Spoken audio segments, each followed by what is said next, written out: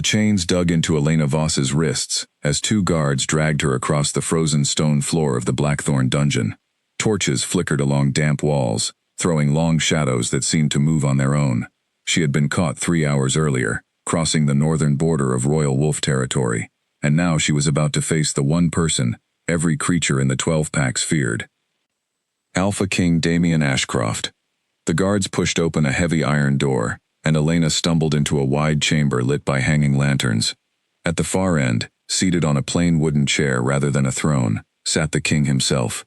He wore no crown, no ceremonial robes, only a dark tunic that fit him like armor. His eyes were the color of storm clouds, sharp and unreadable. And when they landed on her, Elena felt a strange pressure settle over the room, as if the air itself had grown heavier. "This is the trespasser?" Damien asked, his voice low and even. "Found her near the eastern ridge, Your Majesty," one guard answered. "No pack mark, no scent trail leading anywhere. She says she was traveling alone." Damien rose from his chair and walked toward her slowly, studying her the way a hunter studies a strange track in the snow. Elena kept her chin lifted, refusing to look away, even though her heart pounded so hard she was certain he could hear it. "You have no wolf," he said. It was not a question. Anyone in the 12 packs could sense a shifter's second nature within moments of meeting them, and Elena carried none of the usual signs. No golden eyes beneath the surface, no low growl hiding under her breath. To him, she was simply a woman, fragile and plain, standing in chains before the most powerful wolf alive. "I was passing through," Elena said. "I meant no harm to your territory." "Wolfless travelers do not simply pass through royal land," Damien said.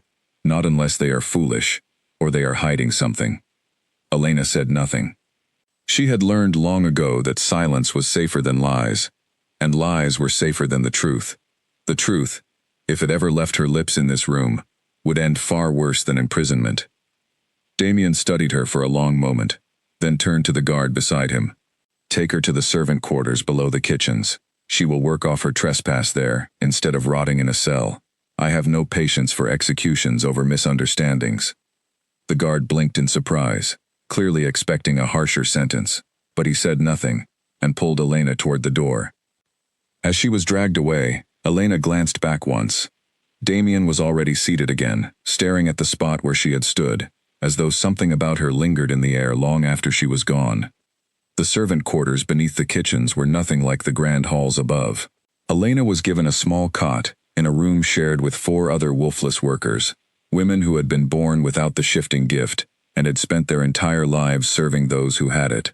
They eyed her with a mixture of curiosity and pity. "New girl," one of them said, a thin woman named Priya, with tired eyes. "You'll want to keep your head down. The nobles here don't think twice about hurting a wolfless servant who steps out of line." "I'll remember that," Elena said quietly, though privately she doubted anyone in this palace understood what real danger looked like. The days that followed blurred into a routine of scrubbing floors, hauling water, and carrying trays of food to rooms filled with laughing, golden-eyed nobles who barely looked at her. Elena kept her eyes down and her ears open. She learned the names of the royal court quickly. Commander Kale, head of the palace guard, who took particular pleasure in ordering wolfless servants around simply to watch them scramble. Lord Reeve, the king's oldest advisor, a thin man with a permanent half-smile that never reached his eyes. And the king himself, who rarely spoke to servants at all, moving through the palace like a shadow that everyone respected and few understood. On her 3rd day, Elena was assigned to clean the training yard after the morning drills. She arrived just as the young wolves were finishing their exercises, sweat and dust covering the packed earth where they had sparred. Kale stood at the center, barking corrections at a group of new recruits, his voice sharp enough to make even seasoned soldiers flinch. Elena kept to the edges, gathering discarded training gear, when a sudden commotion broke out near the far wall. A young recruit, barely more than a boy, had lost control during a sparring match. His wolf surged forward too fast, eyes flashing gold, and before anyone could react, he broke from the group entirely, snarling and confused, his human mind overwhelmed by instinct. Guards shouted and scrambled, but the boy's wolf was already moving, faster than any of them could catch, straight toward a small group of children watching from the courtyard gate. Nobles' children, too young to understand the danger, too slow to run. Elena did not think. She dropped the training gear in her arms and stepped directly into the wolf's path. Stop. The word left her mouth before she even decided to speak it, quiet, but absolute, carrying a weight that seemed to press down on everyone in the yard at once. The charging wolf's legs locked mid-stride. His snarl died in his throat. He skidded to a halt just a few feet from her, then, trembling, lowered his massive head and pressed his body flat against the ground, whimpering like a pup caught misbehaving. The courtyard fell utterly silent. Every guard, every recruit, every noble watching from the balconies above stared at the wolfless servant, standing calmly in front of a fully grown wolf who had, moments earlier, been completely out of control. Elena realized her mistake instantly. She had drawn attention to herself in the worst possible way. She forced her breathing to slow and stepped back, letting 2 guards rush forward to secure the trembling wolf. "That was luck," she said quickly, to no one in particular, though her voice shook slightly. "He must have startled himself." Nobody answered her. Cale was staring at her with narrowed eyes, and up on the balcony overlooking the yard, Damien Ashcroft stood frozen, his hands gripping the stone railing so tightly his knuckles had gone pale. He had felt it, somewhere deep inside his chest, in the place where his wolf lived beneath his human skin. Something had responded to her voice. An old, buried instinct had risen for one brief moment, urging him to bow his head the same way the young recruit's wolf had. He had crushed the feeling immediately, told himself it was nothing, a trick of nerves after watching a child nearly get hurt. But he did not believe himself, not really. That evening, Damien summoned Cale to his private study, a room lined with old maps and even older books, its fireplace casting a warm glow across the stone walls. "Tell me about the servant from this morning," Damien said, not looking up from the papers on his desk. "Elena Voss," Cale said. "Wolfless, caught trespassing 3 days ago. You assigned her to kitchen work yourself." "I remember," Damien said. "What do you make of what happened in the training yard?" Cale hesitated. Recruits panic sometimes, when their wolf takes over too fast. "It happens." "That is not what I asked." Cale's jaw tightened. He had been Damien's commander long enough to know when the king was testing him rather than asking a genuine question. "The recruit's wolf did not just panic, Your Majesty. It obeyed. I have trained soldiers for 15 years. I know the difference between a startled animal and one that has been given a command it cannot refuse." Damien finally looked up. "A wolfless servant does not give commands that wolves obey." "No," Cale agreed. "She does not." The silence between them stretched long and uncomfortable. "Watch her," Damien said finally, quietly. "I want to know everything about where she came from, who her family is, and why a woman with no wolf inside her can stop one that belongs to the royal bloodline." Cale nodded and left without another word, but the question lingered in the study long after he was gone, curling around Damien like smoke that refused to clear. Elena, unaware of the conversation taking place 2 floors above her, lay awake that night on her narrow cot, staring at the cracked ceiling of the servant quarters. Priya slept soundly beside her, along with the other women in the room, but Elena's mind would not settle. She had promised herself she would not use her gift here, not in a palace crawling with royal wolves who would recognize its danger the instant they felt it. She had spent years hiding what she truly was, moving from town to town, always careful, always quiet, ever since the night her grandmother had died and told her the truth about their family with her last breath. "You carry the blood of the first wolves, child. The ones before the crowns, before the packs, before the laws that bind them all. Never let them know. Never let them feel your voice." Elena had not understood the full weight of those words as a child. She understood them now, lying in a stranger's palace, having nearly exposed herself to save 3 children she did not even know. She closed her eyes and tried to sleep, but sleep did not come easily. Somewhere above her, in a private study lit by firelight, the Alpha King was already beginning to suspect the truth she had spent her entire life trying to bury.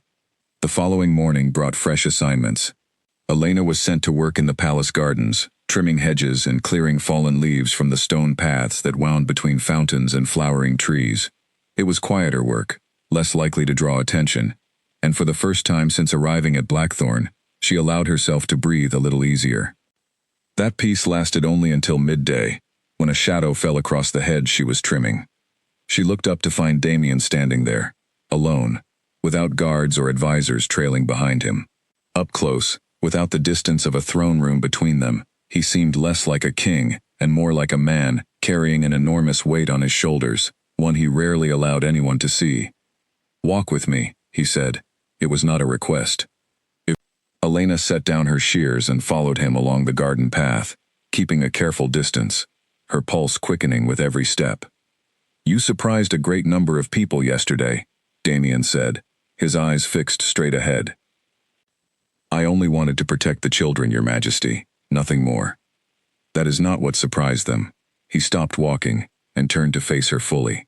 A wolf does not simply calm down on its own in the middle of an uncontrolled surge. Something stopped him. "I want to know what." Elena's mouth went dry. "I don't know how to explain it." I spoke. He stopped. Perhaps he recognized the danger himself and pulled back. "Wolves do not pull back from an active surge," Damien said. "Not even trained ones, not even mine." The last two words hung in the air between them, heavier than he seemed to intend. Elena studied his face, searching for anger or suspicion, but found something else instead: curiosity, confusion. And underneath both, something that looked almost like recognition, as if some part of him already knew the answer and simply refused to accept it. "I am nothing important," Elena said carefully. "Just a wolfless woman who was in the right place at the right moment." Damien studied her for a long, silent moment. "Perhaps," he said finally, "or perhaps you are something Blackthorn has not seen in a very long time." He turned and walked away before she could respond, leaving her standing alone among the hedges with her heart hammering against her ribs.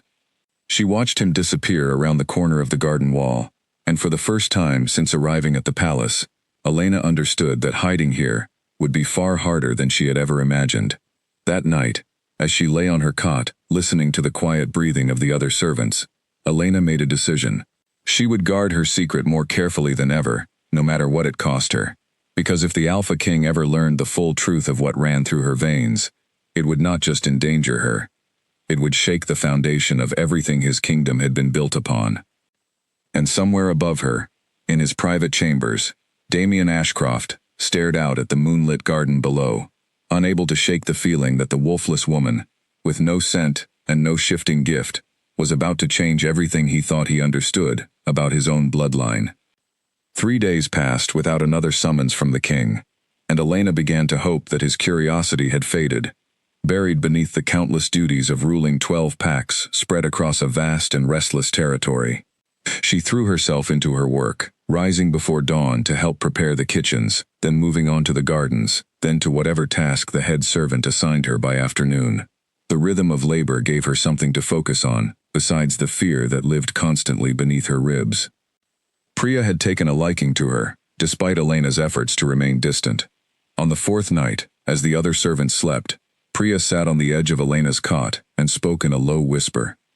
"You're not like the rest of us," Priya said. "I don't mean that unkindly. I mean it as a warning. The way you carry yourself, the way you watch everything without seeming to watch at all. Wolfless women who grew up here learn to look small. You don't know how to do that." "I'm tired," Elena said. "That's all it is." Priya studied her for a long moment, then shrugged and returned to her own cot without pressing further. But her words stayed with Elena long into the night. She had spent years training herself to blend into crowds, to speak softly, to never draw a single eye toward her. And yet here, surrounded by wolves who could sense the smallest shift in scent or sound, she felt exposed in a way she never had before. The following week, Commander Kale requested extra hands for the eastern storage halls, where supplies were kept for the palace guard. Elena was among those chosen, and she spent long hours hauling crates of grain and dried meat between the storage rooms and the kitchens. It was exhausting work, but it kept her far from the training yards, and more importantly, far from the king. Or so she believed, until the afternoon. Kale himself appeared in the storage hall, watching her from the doorway with his arms crossed. "You lift those crates like someone who has done hard labor before," he said. "Most wolfless girls your age struggle after an hour. You've been at it for 3. I've worked hard my whole life, Commander, Elena said, keeping her eyes on the crate in her hands rather than meeting his gaze. There's no mystery in that. Perhaps, Cale said. He stepped further into the room, his presence filling the narrow space between the shelves. Tell me, where is your family from? Your accent doesn't match any village I know near the northern border. Elena's heart clenched. She had prepared an answer for exactly this kind of question, a story about a small farming settlement far to the west, one destroyed years ago in a border skirmish, so there would be no one left to contradict her. She recited it now, calm and practiced, watching Cale's expression carefully for any sign of doubt. He listened without interrupting, and when she finished, he simply nodded. A hard life, then. Yes, Commander. And yet you speak like someone who was taught by scholars, not farmers. His eyes narrowed slightly. That's an interesting contradiction. Elena felt her pulse quicken, but forced her voice to remain steady. My grandmother believed education mattered, even for a farming family. She taught me herself before she passed. Cale studied her a moment longer, then turned and walked toward the door. The king has taken an unusual interest in you, he said, without looking back. I'd advise you to be very careful about what stories you choose to tell, and to whom you choose to tell them. He left without waiting for a response, and Elena stood frozen among the crates, her hands trembling slightly, as she set down the one she had been holding. Cale's warning felt less like advice and more like a threat wrapped in careful words, and she understood, with sudden clarity, that she was being watched far more closely than she had realized. That evening, instead of returning directly to the servant quarters, Elena took a longer path through the palace's outer courtyard, hoping the fresh air might settle her nerves. The sun was setting behind the eastern mountains, painting the sky in shades of orange and deep violet, and for a moment, standing alone beneath the darkening sky, she allowed herself to remember the life she had left behind before all of this began. Her grandmother's voice echoed in her memory, warm and steady, despite the fear that had lived behind her eyes in those final years. They will call you nothing, child. They will call you wolfless, powerless, forgotten. Let them believe it. Your strength was never meant to be seen until the day it mattered most. Elena wondered, standing in the shadow of a palace built by the very bloodline that had once hunted her ancestors to near extinction, whether that day was already approaching faster than she was prepared for. A sound behind her broke her thoughts. Footsteps on the stone path, unhurried and deliberate. She turned to find Damien standing a short distance away, his expression unreadable in the fading light. You wander far from the servant quarters for someone who claims to want no attention, he said. I needed air, Your Majesty. Nothing more. He walked closer, stopping just a few feet from her, close enough that she could see the faint lines of exhaustion around his eyes, the weight of ruling a kingdom pressing visibly on him, even in a quiet moment like this one. Cale tells me your story doesn't quite fit together, Damien said. A farming family with an educated daughter. A trespasser who calms a raging wolf with a single word. A servant who moves through my palace like she has walked through 100 others exactly like it. People are more complicated than the stories written about them, Elena said carefully. Surely a king understands that better than most. Something flickered across his face, amusement perhaps, or reluctant respect. That may be the first honest thing you've said to me. I've been honest the entire time, Your Majesty. No, Damien said quietly. I don't believe you have, but I find, strangely, that I'm willing to wait until you're ready to tell me the truth yourself. He held her gaze a moment longer, something unspoken passing between them, before turning and walking back toward the palace, his footsteps fading into the evening quiet. Elena remained where she stood, staring after him, her chest tight with a fear she could not quite name. It was not simply the fear of being discovered. It was the unsettling realization that some part of her, buried deep beneath years of careful hiding, had wanted him to keep asking. She pushed the thought away as soon as it formed, reminding herself exactly who he was and exactly what his bloodline had done to hers. Trust was a luxury she could not afford, not here, not with him, no matter how gently his eyes seemed to search for the truth instead of demanding it. That night, sleep came slowly, and when it finally did, Elena dreamed of a courtyard filled with wolves, every one of them kneeling before her, their golden eyes lifted toward her face, waiting for a command she was not yet ready to give. She woke before dawn, her heart racing, and lay in the darkness listening to the quiet breathing of the women around her, wondering how many more days she had left before the truth found its way out into the light, whether she chose to release it or not. The bell for morning duties rang before the sun had fully risen, and Elena forced herself out of bed despite the exhaustion still pulling at her limbs. She dressed quickly, tied her hair back, and joined the line of servants moving toward the kitchens, grateful for the anonymity that came with a crowd of tired workers, all focused on the same tasks. Word had spread overnight that Commander Kale wanted extra hands in the main dining hall to prepare for a visiting delegation, a group of nobles arriving from one of the outer packs, to discuss trade agreements with the crown. Elena was assigned to carry trays and refill goblets, work that kept her moving constantly through a room full of watchful eyes. She had learned, over the past week, that royal wolves noticed everything: a servant who moved too gracefully, a servant who lifted a heavy tray without strain, a servant whose eyes lingered too long on a conversation not meant for her ears. Elena trained herself to appear clumsy in small, believable ways, to keep her gaze low, to let her shoulders slump slightly, as though the work truly exhausted her. It was harder than it sounded, pretending to be less than she was. The dining hall filled quickly with nobles dressed in fine fabrics, dyed deep blue and silver, the colors of Blackthorn's royal house. Damien sat at the head of the long table, listening as an older noble from the visiting delegation spoke about grain shortages along the southern border. Elena moved along the edges of the room, refilling cups, careful to keep her steps quiet and her presence unremarkable. She was reaching to refill a goblet near the center of the table when a sharp voice cut through the murmur of conversation. "You there, wolfless girl." Elena froze, then turned to find a young noblewoman glaring at her, one of the visiting delegation's daughters, her golden eyes narrowed with irritation. "This wine is warm. Bring something colder, and quickly this time." "Of course, my lady," Elena said, bowing her head and stepping back from the table.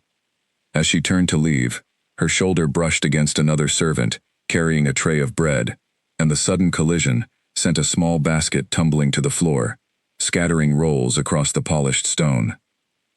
The noblewoman let out a sharp, disgusted sound, as though the small accident had personally offended her. "Clumsy creature," she snapped. "Is this the best help the palace can offer its guests?" Before Elena could respond, a firm voice cut through the room. "She is not your servant to command, Lady Averill." Every head turned toward the head of the table, where Damien had risen slightly from his seat, his expression calm but unmistakably final. The noblewoman's face flushed, embarrassment replacing irritation. "Apologies, Your Majesty. I only meant—" "The kitchen staff serve this palace, not visiting guests directly," Damien said evenly. "If you require something, you may ask a member of my own household staff to assist you." The noblewoman lowered her eyes and said nothing further, and the conversation around the table slowly resumed, though several curious glances lingered on Elena as she quietly gathered the fallen rolls and retreated toward the kitchen doorway. Her hands trembled slightly as she set the basket down, more unsettled by the king's unexpected defense than she had been by the noblewoman's sharp words. She did not understand why he had intervened. Kings did not typically concern themselves with the treatment of wolfless servants, especially not in front of important guests. And yet Damien had spoken without hesitation, as though protecting her mattered more than avoiding a minor diplomatic discomfort. Elena spent the rest of the evening trying not to think about it, though the memory kept surfacing at unwelcome moments, during her walk back to the servant quarters, during the quiet hours before sleep finally claimed her. The following days brought no further summons from the king, and Elena allowed herself to hope, once again, that the strange tension between them had settled into something manageable. She returned to her routine of garden work and kitchen duties, careful and quiet, watching the palace's rhythms from the safety of the background. That fragile peace shattered on the morning a messenger arrived from the northern border, breathless and pale, bearing news that sent the entire palace into motion. A neighboring pack, the Thornwood Alliance, had crossed into Blackthorn territory overnight, striking a small border village and taking several prisoners before retreating back across the border. The attack was unprovoked, the messenger insisted, though whispers among the guards suggested otherwise. hinting at old grievances between Thornwood and the crown that had never fully healed. Damien summoned his full council within the hour, and the palace buzzed with tense activity as soldiers prepared for the possibility of open conflict. Elena, assigned to help prepare supplies for the guard, found herself moving through hallways filled with grim-faced warriors, checking weapons and armor, their usual confidence replaced by a sharp, focused urgency. She overheard fragments of conversation as she worked, enough to piece together the shape of the danger. The Thornwood Alliance was known for its aggressive expansion in recent years, testing the boundaries of Blackthorn's territory in small, calculated incidents that never quite justified full retaliation. This attack, however, was different. Prisoners had been taken, blood had been spilled. The council was divided on how to respond. 3 days later, word arrived that the situation had escalated further. A small contingent of Thornwood wolves had crossed the border again, this time much closer to the palace itself, moving through the outer farmlands under cover of darkness. Damien rode out personally with a company of guards to intercept them, determined to end the incursion before it reached the villages surrounding Blackthorn's capital. Elena remained behind with the rest of the servants, helping tend to the wounded who had already been brought in from the earlier attack. The infirmary was crowded and tense, filled with the low moans of injured soldiers and the sharp smell of herbs used to clean wounds. She worked alongside the palace healers, grateful for the distraction from her own fears, though she could not shake the growing sense of dread settling over the entire palace. It was well past midnight when the sound of horses returning echoed through the courtyard below. Elena rushed to the infirmary window along with several other servants, watching as Damien's company rode through the gates, exhausted and battered, but largely intact.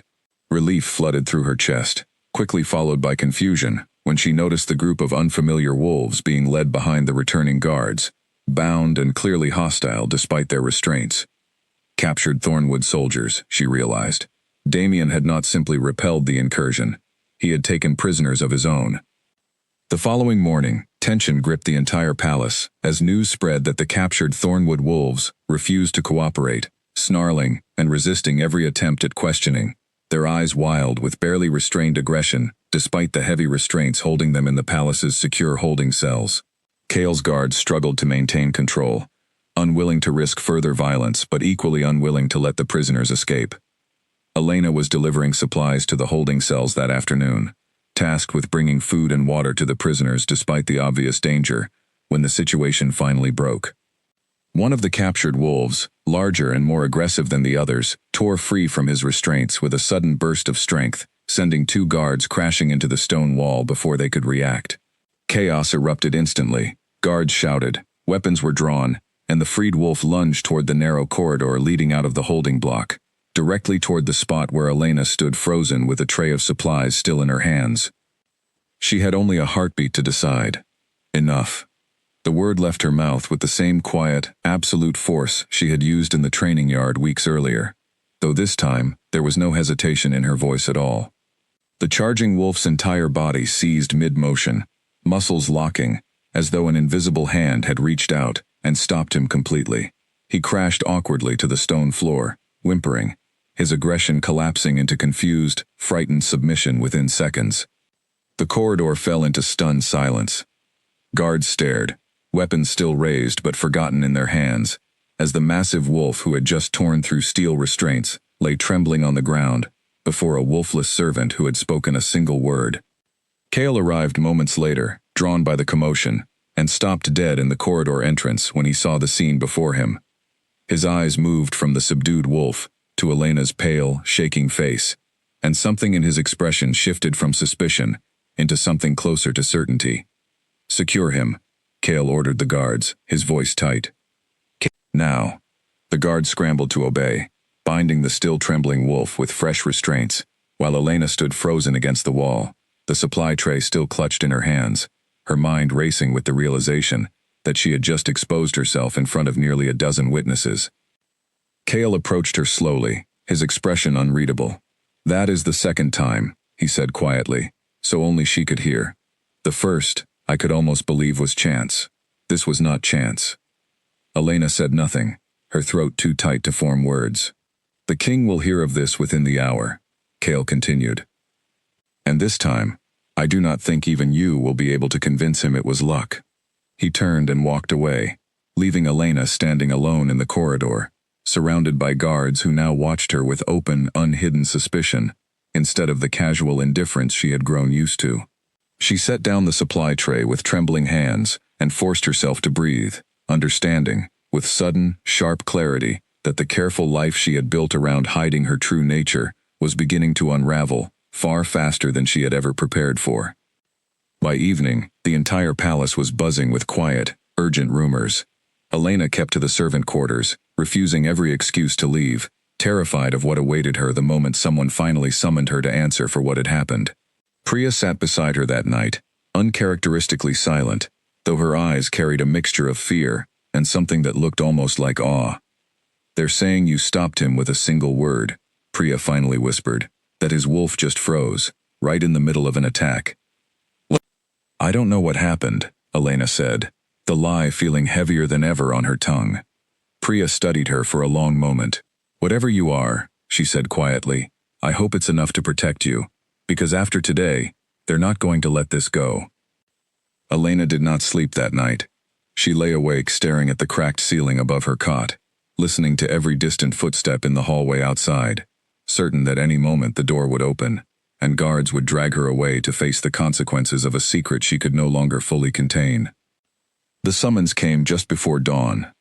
A single guard appeared at the servant quarters, his expression grim, and spoke only 4 words before turning to leave. "The king wants you, now." Elena rose from her cot, her hands steady despite the fear coiling tightly in her chest, and followed the guard through the quiet, dim hallways of the palace, toward whatever judgment awaited her in the private study of Alpha King Damien Ashcroft. The palace felt different in the hour before sunrise, empty and cold, the usual bustle of servants and guards replaced by silence, broken only by the guard's heavy footsteps beside her. Elena kept her eyes forward, memorizing the path in case she ever needed to move through these halls without an escort, a habit she had carried since childhood, always searching for the fastest way out of any room she entered. They passed through the main hall, its high windows still dark against the graying sky, then climbed a narrow staircase toward the private wing of the palace, where few servants were ever permitted to go. Elena had heard whispers about this part of the castle, the king's personal study and chambers, guarded day and night by soldiers loyal only to him. 2 guards stood outside a heavy wooden door at the end of the corridor, and they stepped aside without a word as Elena and her escort approached.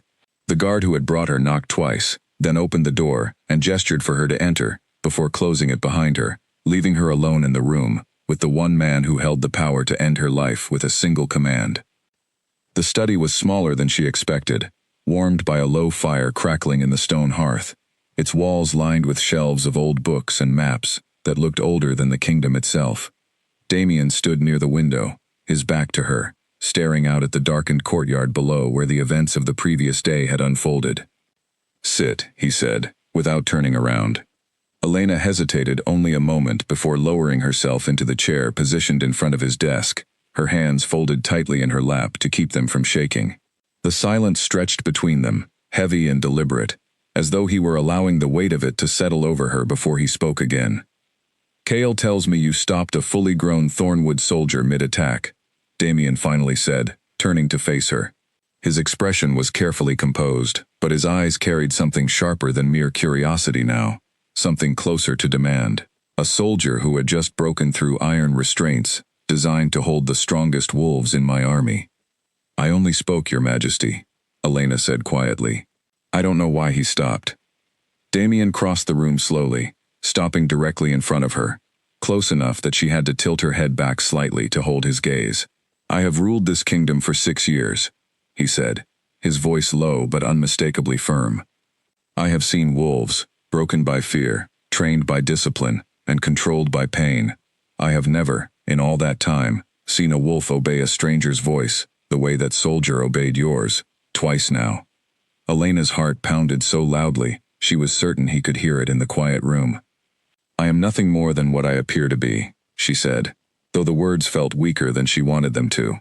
Damien studied her in silence for a long moment, and something in his expression shifted, the sharpness softening slightly into something more careful, almost gentle. I do not believe that anymore, he said quietly. And I think, somewhere beneath all that careful fear in your eyes, you know I don't believe it. He straightened and walked back toward his desk, resting his hands against its edge as he faced her fully.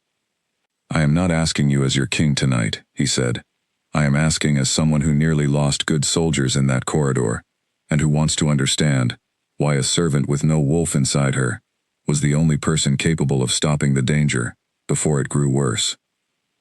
Tell me the truth, Elena, whatever it is. Elena sat frozen in the chair, the fire crackling softly beside her, the weight of years of careful hiding pressing down on her chest until she could barely breathe. She had promised herself she would never speak the words that lived buried beneath her ribs, not to anyone, and certainly never to the Alpha King of Blackthorn. But looking into his eyes now, steady and searching rather than cruel, she felt the first fragile crack forming in the wall she had built around herself for so many years. You would not believe me, Elena said finally, her voice barely above a whisper. Even if I told you everything, you would think it was a story meant to save my own life. Try me, Damien said. Elena closed her eyes for a moment, gathering the courage that had taken her years to bury, and now, somehow, needed to find again just as quickly. My grandmother used to tell me stories when I was young, she began, about a bloodline that existed before the crowns, before the pack split into territories, and laws and kings. She called them the first wolves. She said our family carried what remained of them. Damien's expression did not change, but something behind his eyes sharpened with sudden, intense focus. The first wolves are a myth, he said carefully. A story told to pups to explain why the packs obey their alphas. There is no bloodline. They were wiped out generations ago, if they ever existed at all. That's what everyone believes, Elena said. That's exactly what my grandmother wanted everyone to believe. The fire popped softly in the silence that followed, and Damien studied her for a long moment before speaking again, his voice quieter now. You're telling me you believe you carry the blood of the first wolves. I'm telling you I know I do, Elena said, because every wolf I've ever spoken to with intention has obeyed me. Every single one, without exception, for as long as I can remember. Damien moved away from the desk and paced slowly toward the window, his hands clasped behind his back, his thoughts clearly turning over something far larger than the conversation happening in the room. If what you're saying is true, he said slowly, it would mean the entire foundation of my bloodline's authority exists, because of something borrowed, not something earned. I don't know how any of this works beyond what my grandmother told me, Elena admitted. She died before she could teach me everything. I only know what I've learned by accident, moments like the one in your training yard, moments I never intended to reveal. Damien turned back to face her, and for the first time since she had met him, Elena saw something in his expression that looked almost like vulnerability, a crack in the composed authority he wore like armor, every single day. Do you understand what it would mean? He said quietly, if word of this reached the council? If the other alphas learned that a servant claiming first wolf blood exists inside these walls? That's exactly why I never intended to tell anyone, Elena said. I only wanted to survive, Your Majesty, nothing more than that. Damien studied her for a long, silent moment, and Elena watched something settle in his expression, a decision forming behind his eyes that she could not yet read. For now, he said finally, this stays between the two of us. Kale suspects something, but suspicion is not proof, and I will make certain it stays that way until I understand exactly what we are dealing with. Relief flooded through Elena's chest, though it was tempered by wariness. Why would you protect me? I am nothing to your kingdom, less than nothing, by your own laws. Because, Damien said slowly, if what you're telling me is true, you may be the single most important person within these walls, whether either of us is prepared for that or not. He walked her to the door himself, instructing the guards outside to escort her quietly back to the servant quarters without drawing further attention. As she turned to leave, he spoke once more, his voice low enough that only she could hear. I will need to understand more, he said. Soon, but not tonight. Elena nodded and left without another word, her mind racing the entire walk back through the quiet halls of the palace. She had broken the promise she made to her grandmother, spoken the truth aloud to the one person in the kingdom who held the power to destroy her for it, and yet, strangely, she did not regret it. Over the following days, life within the palace returned to something resembling normal, though Elena felt the shift beneath the surface. A careful distance Damien now kept between them in public, paired with occasional private conversations held late in the evening when the rest of the palace had settled into sleep. He asked her questions carefully, testing the edges of what she understood about her own abilities, though neither of them fully grasped the scope of what she was truly capable of. During one such conversation, held in the quiet of his study nearly 2 weeks after her confession, Damien raised a question that had clearly been weighing on him. The first wolves, according to the old records I've managed to find, were said to hold command over all wolfkind, not simply the ability to calm an aggressive soldier, he said, spreading several aged pages across his desk, their edges worn and faded with time. If that's true, your abilities may extend far beyond what you've shown so far. I've never tested the limits, Elena admitted. I've spent my whole life trying to hide what I have, not explore it. Perhaps it's time that changed, Damien said. Elena felt a flicker of unease at the suggestion. If I start using this openly, even carefully, someone will notice eventually. Kale already suspects something. Kale is loyal to me, Damien said. Whatever he suspects, he will keep to himself, unless I tell him otherwise. But you're right to be cautious. We'll move slowly. Their careful arrangement continued for several weeks, small tests conducted in private, away from prying eyes, as Damien sought to understand the true nature of the woman he had imprisoned as a wolfless trespasser only a month earlier. Elena discovered, during these quiet sessions, that her voice carried more weight than she had ever realized, capable of calming, not just aggressive wolves, but soothing fear, easing pain, and in one unsettling instance, causing an elderly guard dog kept in the palace kennels to sit obediently, despite years of stubborn disobedience, toward every handler who had ever tried to train him. The discoveries fascinated Damien, though Elena noticed a growing tension in him as each test revealed new layers to her abilities, a quiet unease that seemed to grow alongside his curiosity. She understood it, in a way. Every new discovery chipped away further at the foundation his entire bloodline had been built upon, the belief that royal wolves commanded obedience through inherited right, rather than something older and far less understood.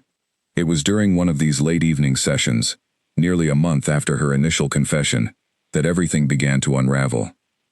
Elena had been demonstrating a small test in the palace's private training room, calming a young wolf pup that had been struggling with fear since a difficult birth, when the door burst open without warning. Kale stood in the doorway, his expression tight with barely restrained alarm. "Your Majesty," he said, his eyes flicking briefly to Elena, before returning to Damien. "We have a problem. Elder Mira has been asking questions in the healing wing. She examined the wolfless servant 3 weeks ago for a minor injury, and noticed something on her wrist. She's been quietly investigating ever since, and this afternoon she requested access to the old royal archive." Damien's expression darkened instantly. "What did she find?" "I don't know yet," Kale admitted, "but she's an elder healer, with 60 years of service to this palace. If anyone within these walls could recognize an old first wolf marking, it would be her." Elena's stomach dropped as she instinctively glanced down at the faint, pale marking on the inside of her wrist, a symbol she had always assumed was simply an unusual birthmark, one she had carefully kept hidden beneath long sleeves and bracelets for her entire life. She had not realized, during her examination weeks earlier, that she had let her sleeve slip. "Bring Elder Mira here," Damien said, quietly, "before she speaks to anyone else." Kale nodded and disappeared, leaving Elena and Damien alone in the tense silence that followed. "This is what I feared," Elena said quietly. "The truth doesn't stay contained, no matter how carefully we try to protect it." "We'll handle this," Damien said, though his voice carried less certainty than his words suggested. "Mira has served this family for decades. She's loyal." "Loyalty doesn't always matter when the truth is dangerous enough," Elena said. "Not everyone who discovers a secret keeps it, even with the best intentions." They waited in tense silence for nearly 20 minutes, before Kale returned, his expression grim, walking alone into the room without the elder healer beside him. "Where is she?" Damien demanded. "That's the problem," Kale said. "By the time I reached the healing wing, she was already gone. According to the other healers, she left in a hurry over an hour ago, saying only that she needed to speak with Lord Reeve about something urgent." The room fell into heavy, dreadful silence. "Lord Reeve," Elena repeated slowly, watching the color drain slightly from Damien's face. "Why would an elder healer need to speak with your advisor so urgently?"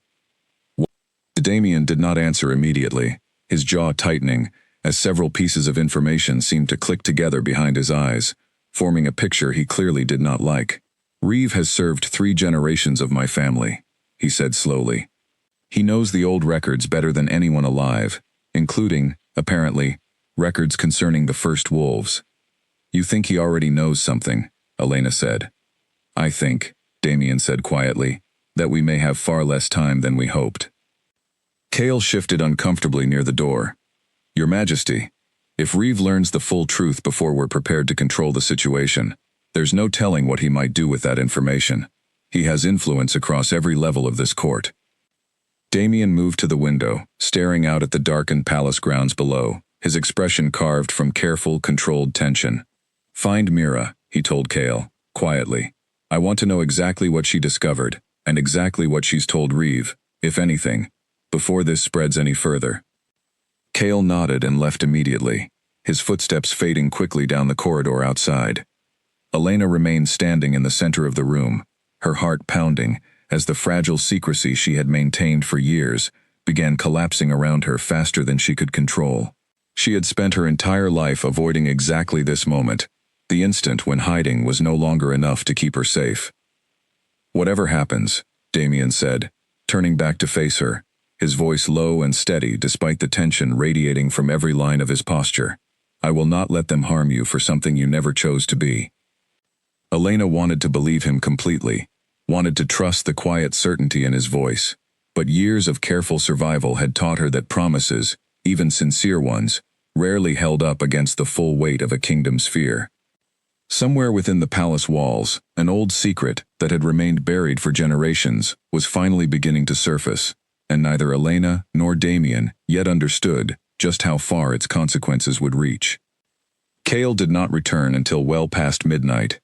Elena had remained in the study the entire time, unwilling to walk the halls alone, with the possibility that Reeve or his allies might already be searching for her, and Damien had not asked her to leave. He paced the length of the room in slow, measured strides, occasionally pausing to stare at the old maps pinned along the far wall, his mind clearly working through possibilities Elena could not fully follow. When Cale finally returned, his expression carried a mixture of relief and fresh worry that immediately drew both their attention. "I found her," he said. "Elder Mira. She's in her quarters, unharmed, though badly shaken." "What did she tell Reeve?" Damien asked immediately. Cale hesitated, choosing his words carefully. "According to Mira, she went to him seeking guidance, not to expose anyone. She said she recognized the marking on Elena's wrist from an old text she studied decades ago as a young healer, something about a bloodline connected to the earliest wolf packs. She wasn't certain what it meant, and she trusted Reeve's knowledge of the archives more than her own memory." "And?" Damien pressed. "And Reeve told her she was mistaken," Cale said. "He dismissed the marking as nothing more than an unusual birth pattern, told her not to waste further time on it, and sent her back to her duties." A tense silence settled over the room as Damien absorbed this information, his expression unreadable. "That doesn't sound like Reeve," he said finally. "He never dismisses anything without thoroughly investigating it first. He's the most careful man in this entire court." "I thought the same thing," Cale admitted, "which is why I'm concerned that his dismissal wasn't genuine disinterest, but something closer to concealment." Elena felt a cold weight settle in her stomach. "You think he already knew what the marking meant?" "I think it's possible," Cale said. "And if he did, then his choice to hide that knowledge from Mira, rather than report it, suggests he has reasons of his own for wanting the truth to stay buried, at least for now." Damien's jaw tightened, or he wants time to decide how best to use it. The three of them stood in heavy silence, each turning over the unsettling possibilities in their own way. Elena finally spoke, her voice quiet but steady. "What do we do now?" "We watch him," Damien said, carefully, without drawing suspicion. "If Reeve knows something, he'll eventually act on it, and I want to understand exactly what he intends before he has the chance to move against either of us." "And if he moves before we're ready?" Elena asked. Damien's eyes met hers, steady and serious. Then we adapt, but I don't intend to let that happen. Kale cleared his throat carefully. There's one more thing, Your Majesty. Mira mentioned that Reeve seemed unusually interested in confirming exactly where Elena came from, her family history, her grandmother's name. He asked several pointed questions before dismissing the marking entirely, questions that felt more like careful information gathering than passing curiosity. Elena's chest tightened. Her grandmother's name was one of the few pieces of her past she had never spoken aloud within these walls, careful, even in her private conversations with Damien, to keep certain details hidden, old instincts too deeply ingrained to abandon completely even now. He didn't get an answer from Mira, Kale continued. She didn't know your grandmother's name to begin with, but it tells us he's building a picture of something specific, something he already suspects to be true. Damien moved toward his desk, resting both hands against its worn wooden surface, as he stared down at the scattered pages of old records still spread across it. I need to understand what Reeve knows about the Purge, he said quietly, almost to himself. The Purge? Elena asked. Damien looked up, his expression grave. Generations ago, before my grandfather's time, there's a record of a conflict within the royal bloodline itself, a violent consolidation of power that eliminated several rival family lines with claims to leadership. The official records describe it only in vague terms, framed as necessary unification. But if the first wolves truly existed, as a distinct bloodline before the current royal families rose to power, it's possible that conflict was something far darker than simple unification. You think your ancestors destroyed my grandmother's bloodline to secure their own claim to power, Elena said slowly, the weight of the realization settling heavily over her. I think it's possible, Damien admitted. And if Reeve has access to older records than I do, records that confirm exactly what happened during that purge, then he understands far better than either of us exactly what your existence threatens. The fire in the hearth had burned low, casting long shadows across the study, as the three of them stood in the weight of this new understanding. Elena felt the fragile sense of safety she had begun building within these walls crack further, replaced by a sharper, colder fear than anything she had experienced since her grandmother's death years earlier. I should leave, she said suddenly, tonight, before Reeve has the chance to confirm anything further. If I disappear now, whatever suspicion he's building collapses without proof. No, Damien said, his voice firm enough that both Elena and Kale turned to look at him fully. If you run now, you'll spend the rest of your life running, always looking over your shoulder, never safe anywhere Reeve's influence might reach. And believe me, his influence reaches further than you understand. Then what would you have me do instead? Elena asked, frustration creeping into her voice for the first time since their conversation began. Wait here quietly while your advisor decides whether I'm worth eliminating? I would have you trust me, Damien said, stepping closer, his eyes holding hers with an intensity that made her breath catch, despite the fear still coiling through her chest. I know that's difficult, given everything your bloodline has suffered because of mine. But I am not going to let history repeat itself inside my own palace, not while I have the power to stop it. Kale shifted uncomfortably near the doorway, clearly uncertain whether to interrupt the charged silence that had settled between them. Your Majesty, he finally said carefully, whatever we decide, we should decide quickly. Reeve is not a man who moves slowly once he's settled on a course of action. Damien nodded, breaking his gaze from Elena's with visible effort. Double the guard around the servant quarters, he told Kale, quietly. I don't want it to look like protection. I want it to look like routine security, following the Thornwood incident. Understood, Kale said, and left the study once more, leaving Elena and Damien alone in the dim, firelit room. You didn't have to defend me tonight, Elena said quietly, once they were alone. Not the way you did in front of Kale. I meant every word, Damien said. I don't fully understand yet what you are to this kingdom, or what your existence means for everything my family has built. But I know what's right, and I know that letting Reeve harm you, simply because your blood threatens old lies, isn't something I'm willing to allow.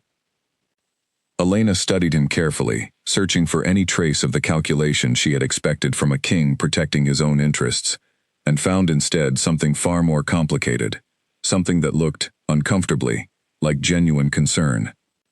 Thank you, she said finally, the words feeling strange and unfamiliar on her tongue. after so many years of expecting nothing but suspicion from those with power over her life. Damien held her gaze a moment longer before nodding once, then turned back toward his desk, and the scattered records still waiting to be studied. "Get some rest," he said. "Tomorrow, we start being far more careful than we have been." Elena left the study as the first pale hints of dawn began creeping across the horizon outside, her mind heavy with everything she had learned. Somewhere within the palace, an old advisor, with decades of buried secrets, was already piecing together a truth that threatened to unravel everything, and she understood, walking quietly back through the empty corridors toward the servant quarters, that the fragile peace she had found within these walls was rapidly running out of time. Morning arrived with a tense stillness that hung over the entire palace. Elena moved through her usual duties, aware of the extra guards stationed subtly along the corridors near the servant quarters, their presence disguised as routine patrols following the Thornwood incident. She recognized the careful choreography Damien had arranged, and though it offered some comfort, it did little to ease the constant awareness that Lord Reeve now moved somewhere within these walls, holding pieces of a truth that could end everything she had worked to protect. Reeve himself remained conspicuously absent from his usual duties that morning, a fact Cale reported to Damien with obvious concern during a brief meeting held in the privacy of the king's study. Elena, summoned to join them despite her nervousness at being seen entering the king's private chambers so frequently, listened as Cale relayed what little his informants had managed to gather. "He left the palace before dawn," Cale said. "Alone, without his usual escort. No one seems to know exactly where he went." "That's unusual for him," Damien said, frowning. "Reeve rarely travels anywhere without at least 2 guards, given his age and standing." "My thoughts exactly," Cale said. "Whatever he's doing, he clearly wanted to do it without witnesses." Elena felt the familiar tightness returning to her chest. "Do you think he's gone to confirm what Mira told him, searching for proof somewhere outside the palace?" "It's possible," Damien said. "There are older archives kept in the temple ruins beyond the eastern hills, records too fragile to keep within the main palace library. If Reeve wanted to confirm details about the purge without anyone here noticing, that would be the place to look." "Should we follow him?" Cale asked. Damien considered this for a long moment before shaking his head. "No. If we send someone after him and he notices, it confirms we're already suspicious of his intentions. Better to let him believe his movements remain unnoticed while we prepare for whatever he brings back." The waiting proved almost unbearable. Elena continued her duties throughout the day, though her attention remained divided, constantly aware of every unfamiliar face that passed through the palace corridors, every whispered conversation that might carry news of Reeve's return. Priya noticed her distraction during their shared afternoon tasks in the laundry rooms, though she said nothing directly, offering instead a steady, quiet presence that Elena found unexpectedly comforting. "You don't have to tell me what's happening," Priya said at one point, folding linens with practiced efficiency. "But whatever it is, you don't look like someone facing it alone anymore. That's something, at least." Elena managed a small, tired smile. "I hope you're right." Reeve returned to the palace just before sunset, his expression carefully neutral as he made his way through the main hall, offering polite greetings to the nobles and staff he passed, as though nothing unusual had occurred. Cale, watching from a discreet distance, reported the advisor's return to Damien immediately, along with an unsettling observation.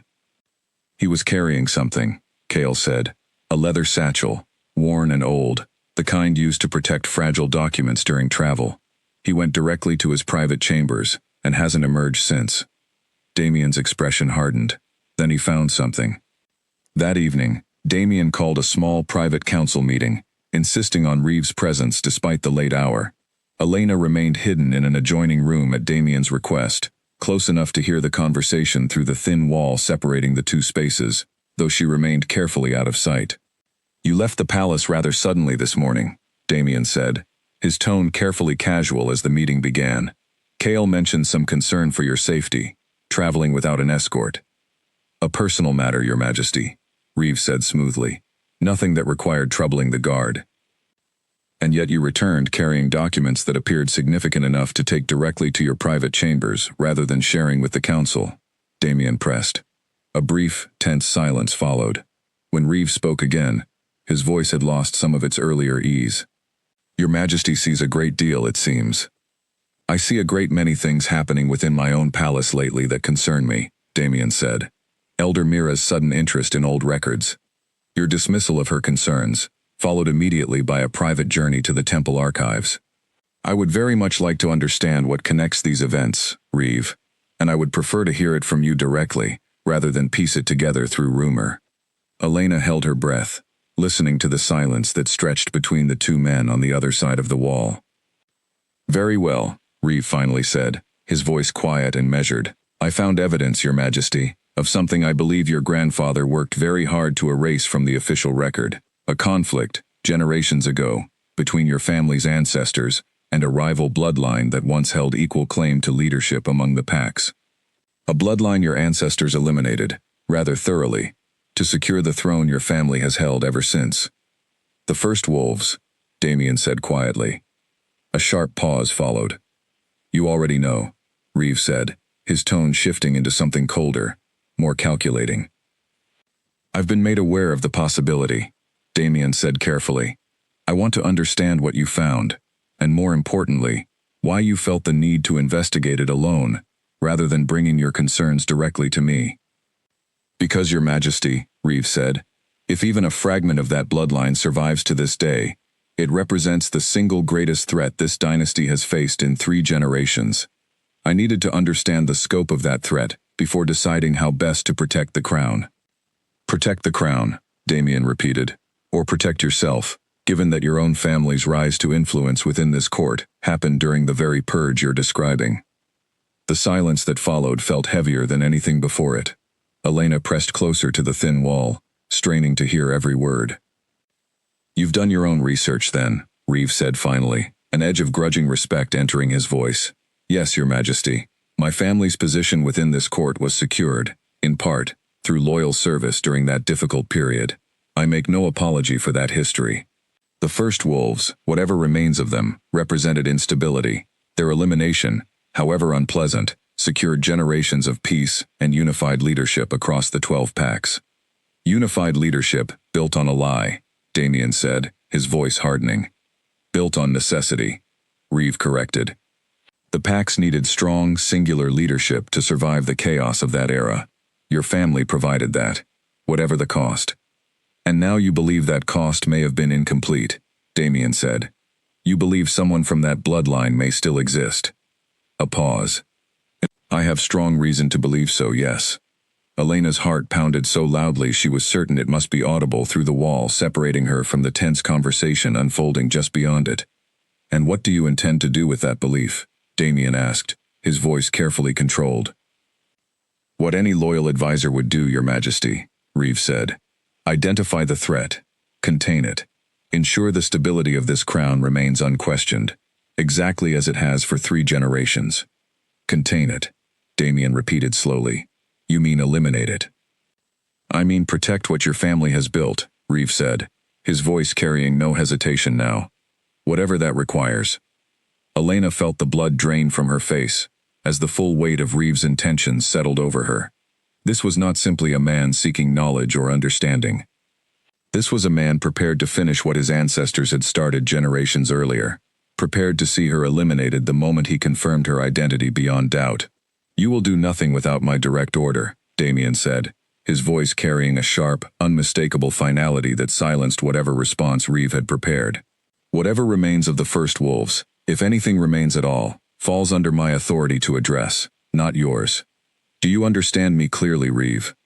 A long pause followed, before Reeve finally answered, his voice tight with something Elena could not quite identify, perhaps frustration, perhaps calculation, held carefully in check. Of course, Your Majesty, your authority in this matter is absolute.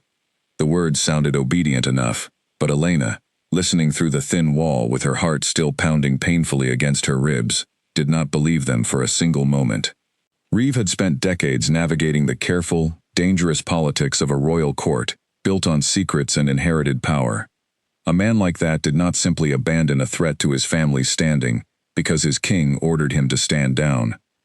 She understood, with sudden and terrible clarity, that whatever fragile safety she had found within these palace walls had just become significantly more dangerous, not less, now that Reeve knew for certain that the truth he sought was not simply a rumor, buried in old records, but something living and breathing within the palace itself.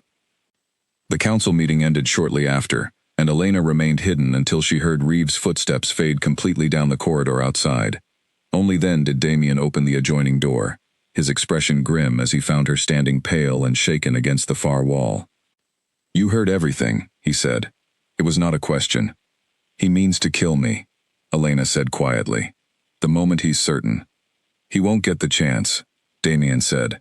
Though the tightness in his voice betrayed uncertainty he clearly did not want to show. "I'll increase your protection immediately. Kale will personally oversee your security from this point forward." "Damien," Elena said, using his name directly, for the first time since arriving at the palace, the informality slipping out before she could stop herself. "He has spent decades building influence within this court. If he decides I'm a threat worth eliminating, guards and careful protection may not be enough to stop him."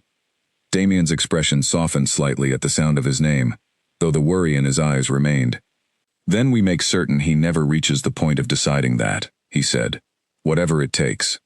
Elena studied him carefully, searching for the calculation she still, somewhere deep inside, expected to find in every powerful figure who claimed to want to protect her. She found instead the same steady sincerity she had noticed weeks earlier, growing stronger and more difficult to dismiss with every passing conversation between them. "I trusted my grandmother's warnings my entire life," she said quietly. "Never trust anyone with power over you. Never let them see what you truly are. And yet here I am, trusting you with the single most dangerous secret of my entire existence." "I don't take that trust lightly," Damien said, stepping closer, his voice low and steady. "Whatever happens next, I promise you this. I will not become the kind of king my ancestors were. I will not let history repeat the same cruelty twice." Outside, the palace settled into the quiet darkness of night, unaware that within its walls, an old and dangerous secret had finally surfaced completely, setting in motion consequences that neither the king nor the woman he had sworn to protect could yet fully understand. The next morning brought a new rhythm to palace life, one shaped entirely around careful, invisible protection. Kale personally reassigned Elena's duties, moving her away from public areas of the palace and into smaller, more contained tasks within the private wing, always within sight of at least one trusted guard.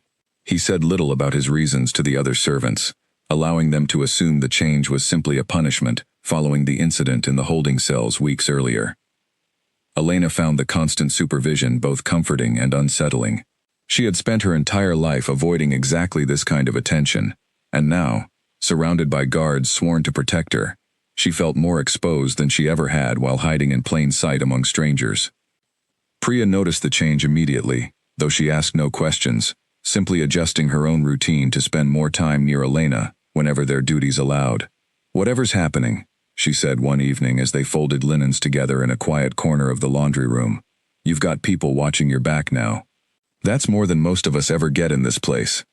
"I never wanted anyone watching," Elena admitted. "I only ever wanted to be forgotten." "Sometimes," Priya said gently, "the people worth trusting are the ones who refuse to let you disappear." Elena thought about those words often over the following days, turning them over in her mind during quiet moments between tasks, during the careful evening conversations she continued to share with Damien in his study, always brief, always cautious, but growing steadily warmer despite the danger surrounding them both. Reeve, for his part, resumed his usual duties, as though nothing unusual had occurred, attending council meetings with his familiar careful precision, offering measured advice on matters of trade and border security, exactly as he had for decades. His calm, unbothered demeanor unsettled Damien more than open hostility would have. "He's planning something," Damien said one evening, pacing the length of his study while Elena sat near the fire, watching him with growing concern. "A man like Reeve doesn't simply accept defeat and move on. He's patient. He's waiting for the right moment." "What moment would that be?" Elena asked. "I don't know," Damien admitted. "That's what worries me most." Kale arrived shortly after with fresh news, his expression grim as he closed the study door behind him. "One of my informants noticed Reeve meeting privately with a messenger this afternoon," he said. "The messenger wasn't wearing any recognizable pack colors, which is unusual for someone requesting a private audience with a royal advisor. Did you learn anything about where the messenger came from?" Damien asked. Not yet, Cale said, but I intend to find out. Elena felt the familiar tightness returning to her chest, the sense that despite every careful precaution being taken around her, the danger continued closing in from directions she could not yet see or fully understand. She glanced toward the window, where the darkened palace grounds stretched out beneath a sky heavy with clouds, and wondered how much longer this fragile peace could possibly last, before Reeve finally made whatever move he had been so carefully preparing. The news reached Elena early the following morning, delivered by a shaken Priya, who burst into the laundry room with tears already forming in her eyes. Elder Mira is dead. The words hit Elena like a physical blow. She set down the linens she had been folding, her hands suddenly trembling. What happened? They found her this morning in her quarters, Priya said, her voice shaking. The healers are saying it looked like her heart simply gave out in her sleep. She was old, but she was strong for her age. Nobody expected this. Elena felt a cold, sick certainty settle over her that had nothing to do with natural causes. She excused herself quickly, hurrying through the palace corridors toward Damien's study, ignoring the curious glances from servants and guards who noticed her uncharacteristic haste. She found Cale already there when she arrived, his expression as grim as she had ever seen it, standing across from Damien's desk, with his arms crossed tightly over his chest.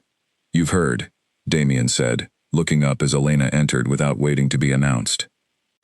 "Priya told me," Elena said. "They're calling it natural causes." "That's what the healers examining her believe," Cale said. "There were no visible wounds, no signs of struggle. If someone did this to her, they were careful, precise, and skilled enough to leave nothing behind that would raise suspicion." "You don't believe it was natural," Elena said. "I don't believe in convenient timing," Cale replied. "Mira discovered something dangerous, brought her concerns to Reeve instead of anyone else, and less than 2 weeks later, she's dead without explanation. That's not coincidence. That's a message."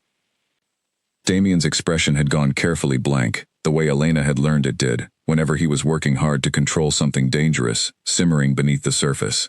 "Reeve wouldn't be foolish enough to act so directly," he said, "not without absolute certainty that it would never be traced back to him." "Which means he's either extremely confident in his methods," Cale said, "or he had help from someone even more careful than himself." The three of them stood in tense silence, the weight of the elder healer's death settling heavily over the room. Elena felt a fresh wave of guilt wash through her, sharp and unwelcome. If Mira had died because of what she had discovered on Elena's wrist weeks earlier, then her death was, in some indirect but undeniable way, connected to Elena's presence within these walls. "This is my fault," Elena said quietly. "No," Damien said firmly, moving around his desk to stand directly in front of her. "This is Reeve's doing, if it is anyone's doing at all. You did not choose to be born into this bloodline, and you certainly did not choose for an old healer to notice a marking on your wrist. Whatever happened to Mira, the blame belongs entirely to whoever decided her death was necessary." Elena wanted desperately to believe him, but the guilt lingered regardless, heavy and persistent beneath her ribs. Cale cleared his throat carefully. "Your Majesty, if I may. We have no proof connecting Reeve to Mira's death, not yet. But the timing alone should be enough to justify closer surveillance. I'd like your permission to investigate more directly, even if it means overstepping the usual boundaries of discretion within the council."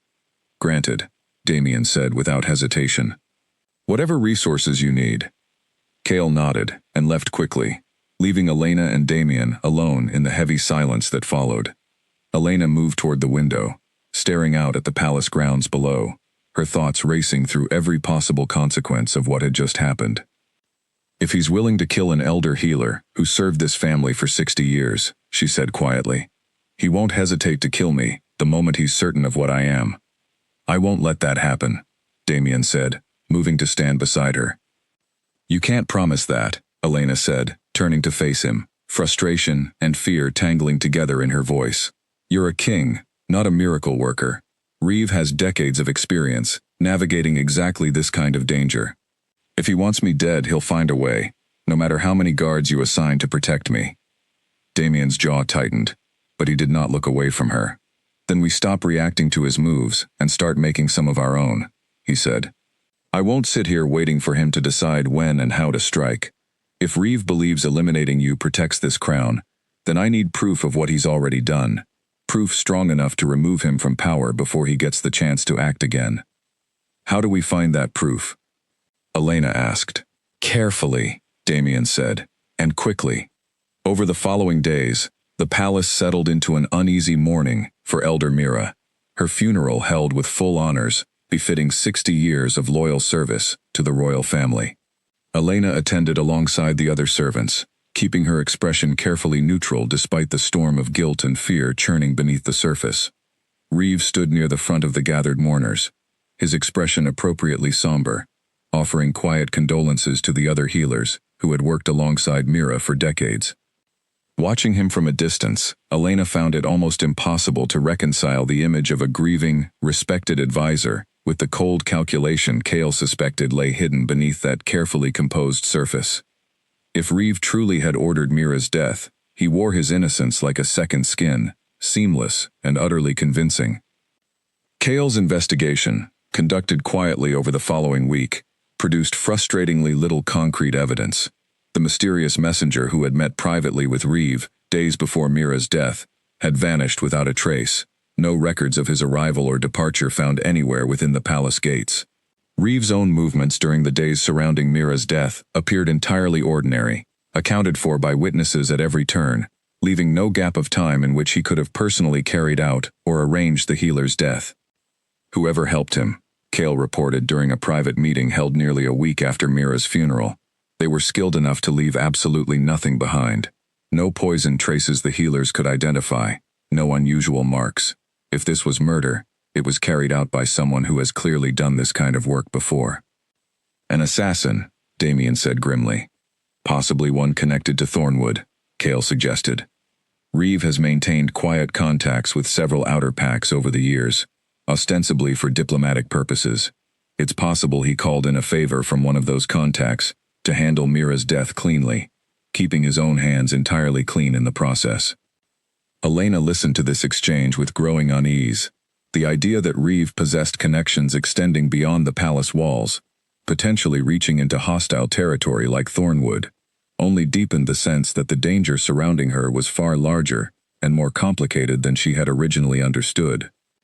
If he's willing to reach outside the palace for help, she said, then protecting me within these walls may not be enough. He could arrange for something to happen anywhere, at any time, through people none of us have any way of tracking. Which is exactly why we need to move faster than he expects, Damien said. I've been reluctant to act against Reeve without solid proof, given his standing within the council and his family's long history of service. But Mira's death changes that calculation. I intend to summon the full council within the week and present what evidence we do have, circumstantial as it may be, and formally strip him of his advisory position, pending a complete investigation. That's a significant risk, Kale said carefully. If the council believes you're acting on insufficient evidence, particularly against a figure as respected as Reeve, it could damage your own standing rather than his. I'm aware of the risk, Damien said, but allowing him to remain in a position of trust and influence while he's potentially orchestrating threats against innocent people within my own palace is a risk I'm no longer willing to accept. The decision set in motion a tense week of careful preparation. Damien met privately with several council members he trusted, gauging their willingness to support formal action against Reeve, while Kale continued his quiet investigation, searching for any additional evidence that might strengthen their case. Elena, meanwhile, found herself increasingly restless, confined largely to the private wing of the palace for her own safety, unable to contribute directly to the growing effort surrounding her.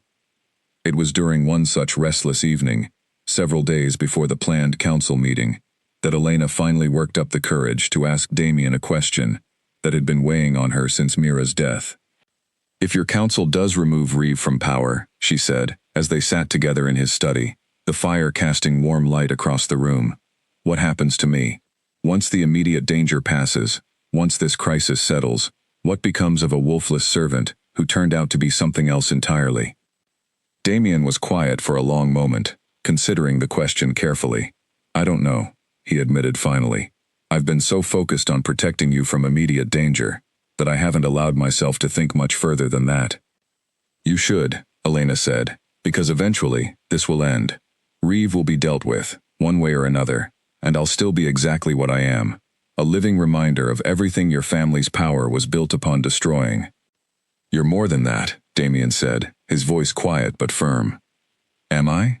Elena asked, meeting his eyes directly. To your council, to the other alphas across the 12 packs.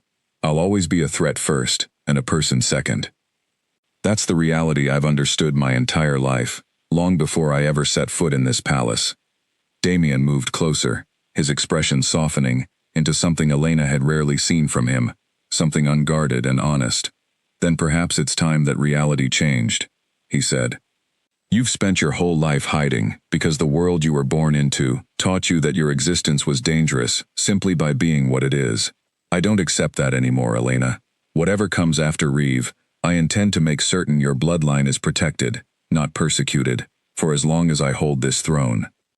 Elena studied him carefully, searching for any hint of empty reassurance in his words, and found instead the same steady, unwavering sincerity that had slowly, carefully earned her trust over the past several weeks. That's a dangerous promise for a king to make, she said quietly. Most promises worth keeping are, Damien replied. The moment stretched between them, warm and fragile, before a sharp knock at the study door broke the silence entirely. Cale entered without waiting for a response, his expression tight with urgency. Your Majesty, he said, we have a problem. Reeve has requested an emergency session with the full council, first thing tomorrow morning. He's claiming to have urgent information regarding a threat to the crown's security. Damien's expression hardened instantly. He's moving first. It appears so, Cale said grimly. Whatever he's planning to reveal tomorrow, I don't believe it's going to work in our favor. Elena felt the fragile warmth of the moment before shatter completely, replaced by the familiar cold grip of fear, settling once again over her chest. Whatever careful preparations Damien and Cale had been making over the past week suddenly felt dangerously insufficient against an advisor who had clearly anticipated their intentions and moved to strike first. What do we do? Elena asked, her voice steadier than she felt. Damien's jaw tightened with grim resolve. We attend that council session, he said, and we make certain that whatever Reeve intends to reveal tomorrow, he doesn't control the narrative alone. Outside the study window, the night settled deep and dark over the palace grounds, carrying with it the unmistakable sense that tomorrow would bring a confrontation neither Elena nor Damien could afford to lose. Sleep did not come easily that night. Elena lay on her cot in the servant quarters, staring at the familiar cracks in the ceiling above her, her mind racing through every possible way the following morning's council session might unfold. Priya slept soundly nearby, unaware of the storm quietly building around her friend, and Elena found herself grateful, at least, that the danger surrounding her had not yet touched the few people within these walls who had shown her genuine kindness.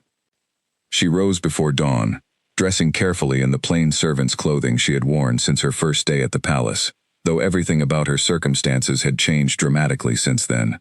A soft knock at the door interrupted her thoughts, and she opened it to find Cale waiting in the dim corridor outside, his expression unusually solemn. The king wants to see you before the council session begins, he said. Come with me. Elena followed him through the quiet pre-dawn corridors, her heart pounding with each step. She found Damien already dressed in formal attire befitting his position, a deep blue tunic embroidered with silver thread along the collar, looking every bit the powerful Alpha King, rather than the quiet, thoughtful man she had come to know during their private conversations. I need to explain something before we go in there, Damien said, as soon as Cale had closed the door behind them. Reeve has requested this session specifically to address what he's calling a security threat within the palace. He hasn't named you directly in his request, but given everything we know, I have no doubt that's exactly what he intends to do. What do you need me to do? Elena asked. Nothing at first, Damien said. I want you present, but standing quietly among the other servants attending to the council chamber, not seated among the nobles. If Reeve makes accusations, I need to gauge exactly how much proof he actually has before deciding how to respond. If he's bluffing, revealing yourself too soon only strengthens whatever case he's building. And if he's not bluffing? Elena asked. If he has real proof. Damien's expression tightened. Then we adapt. Quickly. and I make certain the council understands the full truth before Reeve has the chance to twist it into something that serves only his own interests. Kale shifted near the door, clearly uneasy with the plan despite understanding its necessity. Your Majesty, if this goes poorly, the council could demand immediate action against Elena, regardless of what you intend. Some of the older members still remember stories about the first wolves, even if they believe them to be nothing more than myth.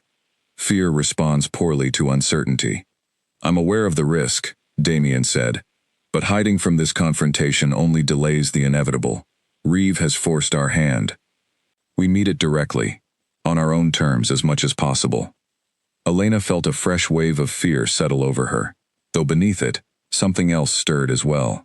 A quiet, stubborn resolve that had carried her through years of hiding and uncertainty. She had spent her entire life running from confrontations, exactly like this one. Perhaps, she thought, the time for running had finally reached its end. I trust you, she said quietly, meeting Damien's eyes. Whatever happens in there, I trust the choices you make. Something shifted in his expression, a mixture of gratitude and quiet determination. Then let's not keep the council waiting any longer. They made their way toward the Grand Council chamber together, Kale falling into step slightly behind them, his hand resting near the weapon at his belt, out of habit rather than immediate necessity. The chamber itself, when they arrived, was already filling with nobles and council members, their quiet conversations carrying an undercurrent of tension that suggested word of Reeve's urgent request had already spread throughout the palace overnight. Elena took her position among the servants stationed along the chamber's outer walls, close enough to hear everything clearly, far enough to remain unremarkable among the palace staff attending to the council's needs. She watched as Damien took his seat at the head of the long table, his expression composed and authoritative despite the tension she knew simmered beneath the surface. Reeve entered last, moving with his usual measured calm, carrying the same worn leather satchel Kale had noticed him bringing back from the temple ruins weeks earlier. He took his customary seat near Damien's right hand, offering a respectful nod to the assembled council before settling into stillness, waiting for the session to formally begin. You called this session, Reeve, Damien said, his voice carrying easily across the quiet chamber. The floor is yours. Reeve rose slowly, his expression grave as he addressed the assembled council. Esteemed members, I bring before you today a matter of grave concern for the security and legitimacy of this crown, one I have spent considerable effort investigating over the past several weeks. Elena felt every muscle in her body tense as Reeve reached into his satchel, withdrawing a small stack of aged, careful documents, and began to speak. Generations ago, Reeve began, his voice carrying the practiced authority of a man who had addressed this council countless times before. Our kingdom faced a crisis of leadership. Multiple bloodlines claimed rightful authority over the Pax, each unwilling to yield to the others, threatening to plunge our people into endless conflict. The current royal line, Alpha King Damien's own ancestors, ultimately secured unified leadership through decisive action. Murmurs rippled through the assembled council members, most of them clearly unfamiliar with this particular version of their kingdom's founding history. Elena watched from her position along the wall, her hands clasped tightly together to keep them from trembling. I have recently discovered evidence, Reeve continued, suggesting that one bloodline believed entirely eliminated during that period may in fact have survived, a bloodline whose descendants could carry abilities capable of commanding obedience from any wolf, regardless of pack loyalty or royal bloodline. Abilities that, if left unchecked, could destabilize the very foundation of authority this crown has maintained for generations. You're suggesting a threat exists within our own territory, one of the older council members said, leaning forward with obvious concern. Do you have proof of this? I do, Reeve said, and Elena's heart clenched painfully. I have witnessed, personally, an individual within this very palace demonstrate command over royal wolves that should, by every law of nature and bloodline, be entirely impossible for someone without shifting ability of their own. The chamber fell into stunned silence. Elena felt every eye in the room seemed to shift subtly toward the assembled servants along the walls, though no one yet knew exactly whom to look for. Explain yourself clearly, Reeve, Damien said, his voice carefully controlled, despite the tension Elena could sense radiating from him even at a distance. A wolfless servant, currently residing within this palace, Reeve said, has twice been witnessed calming aggressive, uncontrolled wolves, with nothing more than a single spoken word. I believe this individual carries the blood of the very bloodline our ancestors worked to eliminate, and I believe her continued presence within these walls represents a direct threat to the stability of this crown. Gasps and hushed, urgent whispers spread rapidly through the chamber. Elena felt the weight of dozens of eyes beginning to search the room. Some council members glancing toward the servants stationed along the walls with newly suspicious expressions.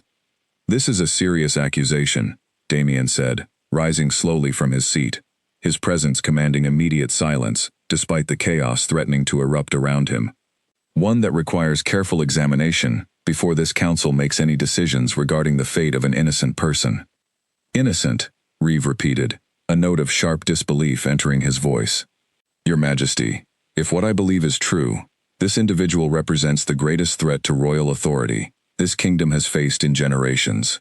Every wolf within these walls, including your own personal guard, could theoretically be commanded to act against your explicit orders, simply by her voice alone. That is not a minor concern to be examined at leisure. That is an emergency requiring immediate action. And what action would you propose, Reeve? Damien asked, his voice deceptively calm. Execution. Based on suspicion alone? Without trial? Without proof beyond your own personal observation? Reeve hesitated only slightly. I would propose containment, at minimum, until the full scope of the threat can be properly assessed. Containment, Damien repeated. You mean imprisonment? I mean protecting this crown, Reeve said firmly. Elena watched Damien's expression carefully, searching for any sign of the plan he had described earlier that morning, any indication of how he intended to navigate this dangerous confrontation, without either exposing her too soon or allowing Reeve's accusations to stand unchallenged. She saw only steady, controlled determination in his eyes as he turned to address the full council. Members of this council, Damien said, his voice carrying clearly through the tense chamber. Before we proceed further with accusations lacking formal proof, I believe it's important to understand exactly what Reeve is suggesting we do. He asks this council to imprison an innocent person, indefinitely, based entirely on his own personal interpretation of events he witnessed secondhand, without any opportunity for that person to speak in their own defense. With respect, Your Majesty, an older council member said carefully, if Reeve's concerns hold any truth at all, the danger he describes would justify swift action, even without complete proof. Would it? Damien asked. This council has stood, for generations, as a body committed to fair judgment and careful deliberation, precisely because swift, fear-driven action, based on incomplete information, has led our kingdom into disaster before. I will not abandon that principle now, regardless of how alarming Reeve's claims may sound. Reeve's jaw tightened visibly. Your Majesty's caution is admirable, but potentially dangerous given the circumstances. Then let us remove uncertainty from this discussion entirely, Damien said, and Elena felt her stomach drop as she realized, suddenly, exactly what he intended to do. Damien turned toward the servants gathered along the chamber walls, his eyes finding Elena directly, despite the distance and the crowd surrounding her. Elena Voss, he said clearly, his voice carrying across the entire chamber. Please step forward. Every head in the room turned toward her simultaneously. Elena felt frozen for one terrible moment, every instinct honed over years of careful hiding screaming at her to remain still, to disappear into the crowd, to avoid exactly the kind of exposure now unfolding before dozens of watching eyes. But Damien's gaze held steady on hers, calm and certain, and slowly, she forced her legs to move, stepping away from the wall and walking toward the center of the chamber, where the full weight of the council's attention settled instantly upon her. This is the individual you're referring to, Reeve? Damien asked, though his tone made clear he already knew the answer. Reeve studied her for a long moment, something calculating shifting behind his careful expression. Yes, Your Majesty, this is her. Elena, Damien said, turning to face her directly. Reeve has made a serious accusation regarding your identity and your abilities. I believe this council deserves the truth, spoken plainly, rather than continuing to operate on speculation and second-hand observation. Elena's heart pounded painfully as she understood, with sudden clarity, what he was asking of her. He wanted her to reveal the truth herself, publicly, rather than allowing Reeve to control the narrative entirely.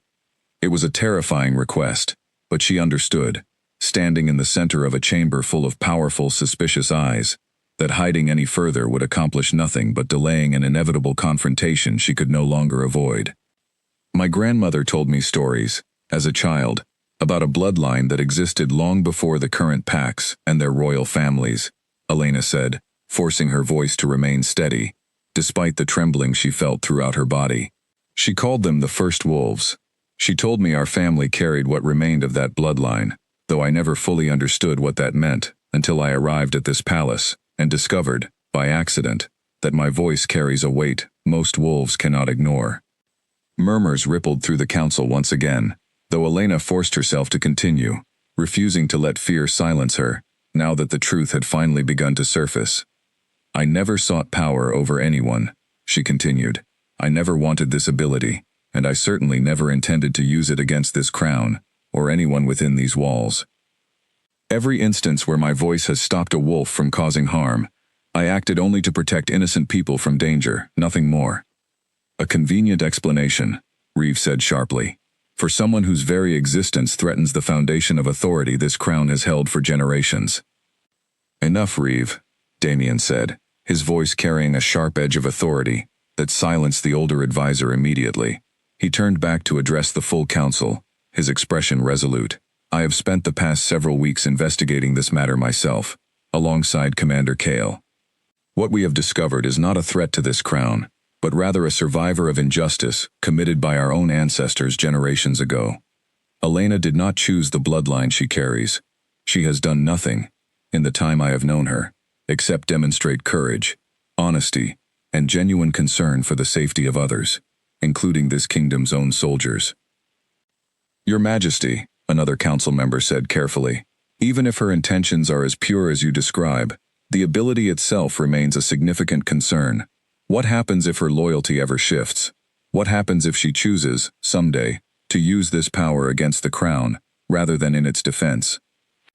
The same question could be asked of any wolf born with exceptional strength or ability, Damien said. We do not imprison every powerful individual within our territory, out of fear for what they might someday choose to do. We judge people by their actions, not by the mere possibility of what they could become. The chamber fell into a tense, uncertain silence, as the council members exchanged uneasy glances, clearly divided on how to proceed. Elena remained standing in the center of the room, every muscle tense, waiting to learn whether Damien's defense would prove sufficient to protect her from the fear now spreading visibly among the gathered nobles. It was Kale who finally broke the silence, stepping forward from his position near the chamber entrance, his voice carrying the weight of his position as commander of the Royal Guard. I have served this crown for 15 years, he said. I have trained soldiers, commanded troops in conflict, and sworn my loyalty to protecting this kingdom from every threat that has crossed our borders. I will tell this council plainly. I initially shared Reeve's concerns when I first witnessed Elena's ability.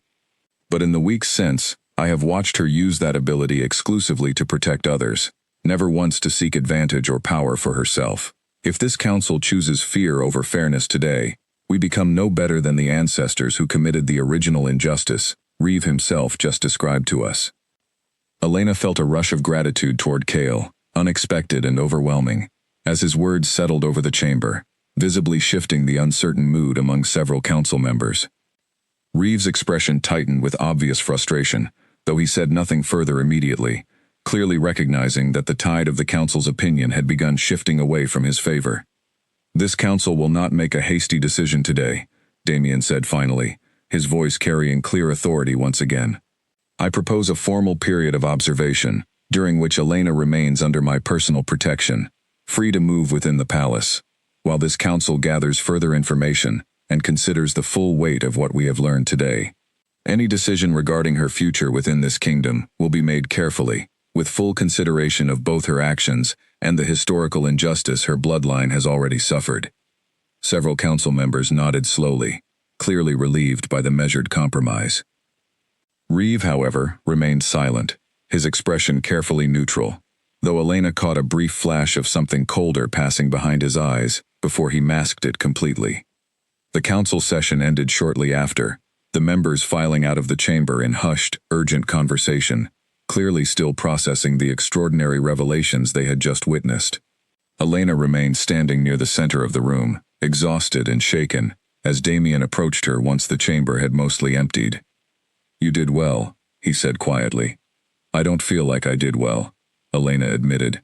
"I feel like I just handed Reeve exactly the confirmation he needed."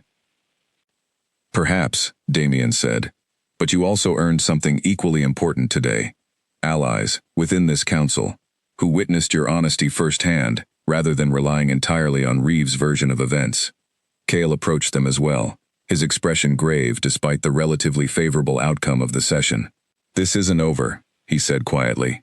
"Reeve will not simply accept this compromise. He'll look for another way to move against you, likely sooner rather than later." Elena nodded, the fear still coiling tightly in her chest, despite the temporary reprieve the council session had provided. "Then we prepare for whatever comes next," she said. "Together." Damien's eyes met hers, steady and resolute, and for the first time since arriving at this palace, as a chained prisoner weeks earlier, Elena felt something unfamiliar stirring beneath her fear.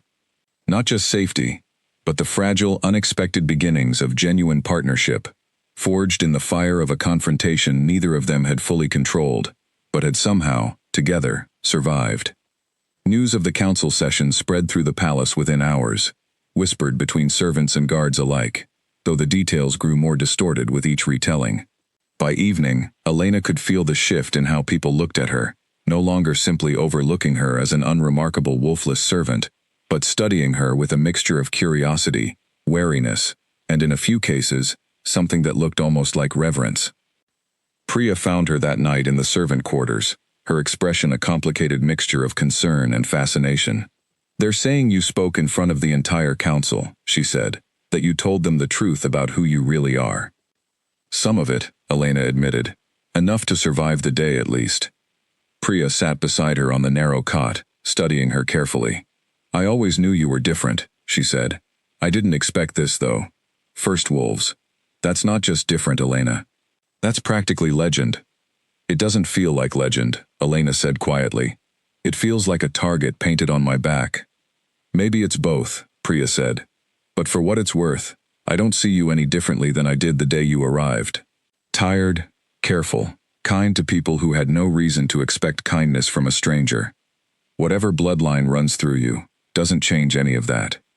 Elena felt a rush of gratitude toward her friend, one of the few genuine comforts she had found within these dangerous walls. "Thank you," she said. "That means more than you know." Later that night, unable to sleep despite her exhaustion, Elena made her way quietly to the palace gardens, seeking the same fresh air that had offered her comfort weeks earlier, during her first uncertain days within these walls. She found Damien already there, standing near the same fountain where they had first spoken privately, his expression thoughtful, as he stared up at the stars scattered across the clear night sky. "Trouble sleeping?" he asked, without turning to look at her. "Too much to think about," Elena admitted, moving to stand beside him. "I understand that feeling well," Damien said. He was quiet for a long moment before continuing. "Cale received word this evening that one of the Thornwood prisoners we captured weeks ago managed to escape during a transfer between holding cells. The guards involved claim they don't understand how it happened, given the additional security measures we implemented." Elena felt a fresh wave of unease settle over her. "You think Reeve is involved?" "I think it's an unusual coincidence, occurring the same day he suffered a significant setback before the council," Damien said. "Reeve has connections beyond these walls that I'm only beginning to fully understand. If he arranged that prisoner's escape, it likely means he's building alliances outside the palace, preparing for whatever comes next." "What could Thornwood possibly want with him?" Elena asked. "I don't know yet," Damien admitted. "But I intend to find out before he has the chance to use whatever alliance he's building against either of us." They stood together in comfortable silence for a while longer, the weight of the day's events settling slowly around them, before Elena finally spoke again, her voice quieter than before. "Whatever happens next," she said, "I'm grateful you didn't let me face today alone." Damien turned to look at her fully, something warm and unguarded passing across his expression in the moonlight. "You won't have to face any of this alone," he said. Not as long as I have any say in the matter. 3 days after the council session, a courier arrived at the palace gates bearing a message that sent a fresh wave of urgency through the entire royal household. Elena was summoned to Damien's study alongside Kale, both of them finding the king standing tensely near his desk, a small sealed letter held tightly in his hand. This arrived an hour ago, Damien said, his expression grim. From a scout stationed along the northern border. Thornwood forces are massing near the border villages, far more than would be expected for another simple raid. How many? Kale asked immediately. Enough to suggest they're preparing for something larger than a border skirmish, Damien said. The scout believes they're planning a coordinated strike, possibly against the palace itself. Elena felt her stomach tighten with dread. You think this is connected to Reeve? I think the timing is impossible to ignore, Damien said, the escaped prisoner. The unusual messenger Kale's informants noticed weeks ago. Thornwood suddenly mobilizing forces shortly after Reeve suffered a significant setback before this council. If he's built an alliance with Thornwood's leadership, offering them something valuable enough to justify open aggression against the crown, it would explain everything we've observed. What could he possibly offer them that would be worth risking open war? Kale asked. Damien's eyes moved slowly to Elena, and she understood, with a sinking cold certainty, exactly what answer he was considering. Me, she said quietly. He's offering them me. It fits, Kale said grimly. Thornwood has long resented Blackthorn's dominance among the 12 packs. If Reeve promised them access to someone capable of commanding wolves regardless of pack loyalty, someone who could potentially shift the entire balance of power among the packs, that would be more than enough motivation for aggressive action. Elena felt the weight of this realization settle heavily over her chest. She had spent her entire life trying to avoid becoming exactly this, a prize fought over by powerful forces, who saw her only as a weapon to be claimed, rather than a person deserving of safety and respect. We need to understand exactly what your abilities are truly capable of, Damien said, turning to face her directly, his voice carrying a new urgency. If Thornwood believes controlling you could shift the balance of power across the packs, we need to understand whether that belief holds any truth, and if so, how we can use that same understanding to protect this kingdom, rather than let it fall into the wrong hands. I've told you everything I know, Elena said.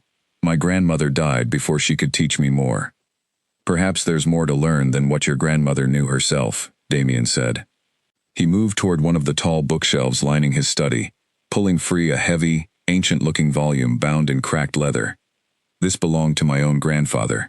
Records concerning the earliest history of the packs, written long before the current royal bloodlines rose to power. I've been studying it carefully since Reeve first raised his concerns before the council. He set the book down on his desk, carefully turning through brittle, yellowed pages, until he found the section he sought. Here, he said, gesturing for Elena to look closer.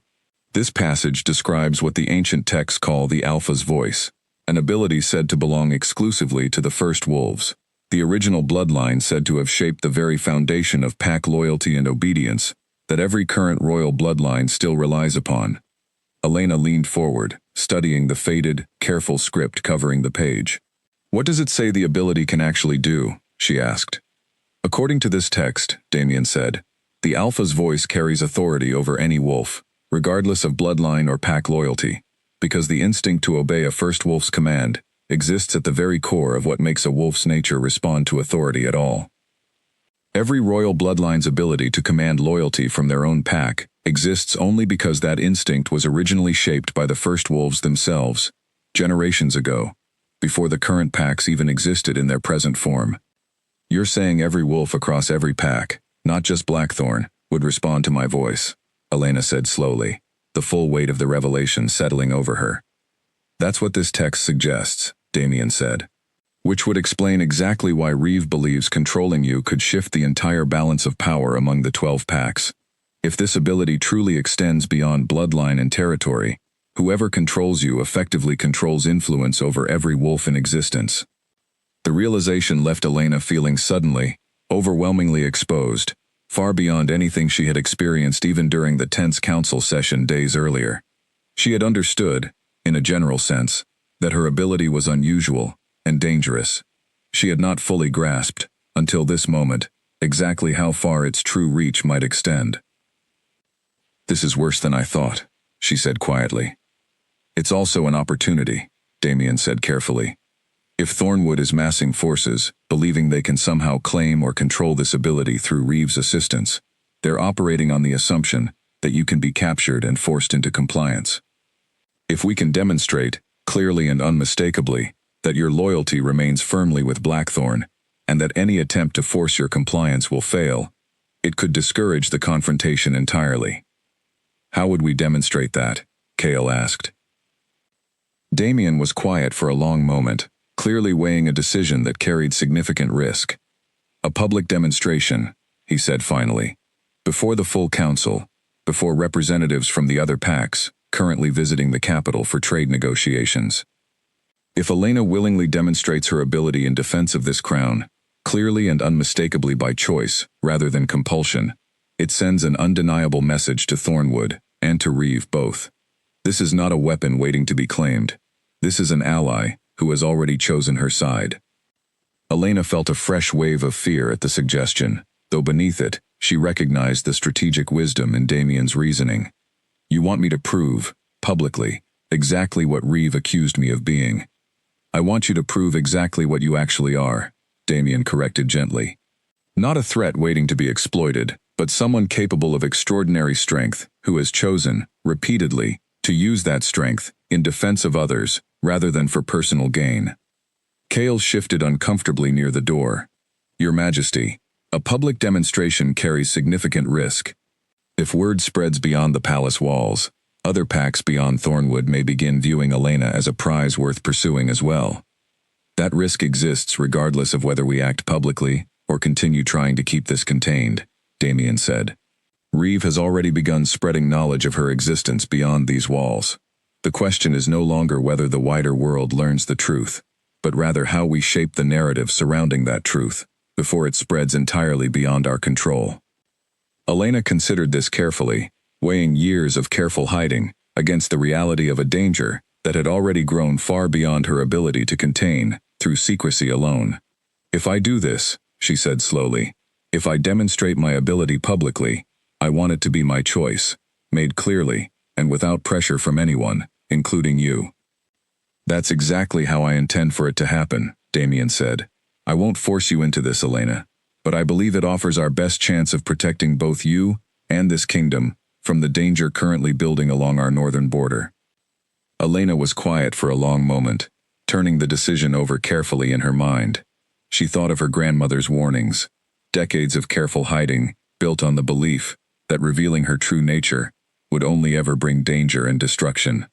She thought, too, of the alternative, a kingdom pulled into open conflict, innocent soldiers and villagers caught in the crossfire of a war, fought over control of her existence. "I'll do it," she said finally. "But I want to understand exactly what this demonstration will involve before I agree to anything further." Over the following 2 days, Damien, Cale, and Elena worked carefully to plan the demonstration, deciding on a controlled exercise held within the palace training grounds, witnessed by council members, visiting pack representatives currently present for trade negotiations, and select military officials. Elena would demonstrate her ability by calming a group of trained wolves specifically prepared to simulate an uncontrolled, aggressive response, proving beyond doubt that her command carried genuine, reliable authority, rather than the kind of unreliable chance Reeve had originally suggested it might be. The night before the demonstration, Elena found herself unable to sleep, her mind racing through every possible outcome of the following day's events. She left the servant quarters quietly, making her way once again to the palace gardens, seeking the familiar comfort of open air and quiet solitude. She found Damien there as well, as she somehow suspected she might, standing near the fountain, with the same troubled expression she had come to recognize during their late-night conversations. "You should be resting," she said, moving to stand beside him. "So should you," he replied, a faint, tired smile touching his lips despite the tension clearly weighing on him. They stood together in comfortable silence for a while, the cool night air settling gently around them, before Elena finally spoke again. "I'm afraid," she admitted quietly, "not just of tomorrow, but of everything that comes after. Once this truth is fully public, There's no going back to the life I had before, hidden and unremarkable. I know, Damien said, and I wish I could promise you an easier path forward. But I believe, truly, that the life you had before, hidden and constantly afraid, was never really living at all. Perhaps what comes after tomorrow, however frightening, offers you the chance to finally exist as exactly who you are, without needing to hide any longer. Elena studied him carefully in the moonlight, searching his expression for any trace of doubt or hesitation, and found instead the same steady, unwavering conviction that had slowly earned her trust since the very first night she had stood before him in chains.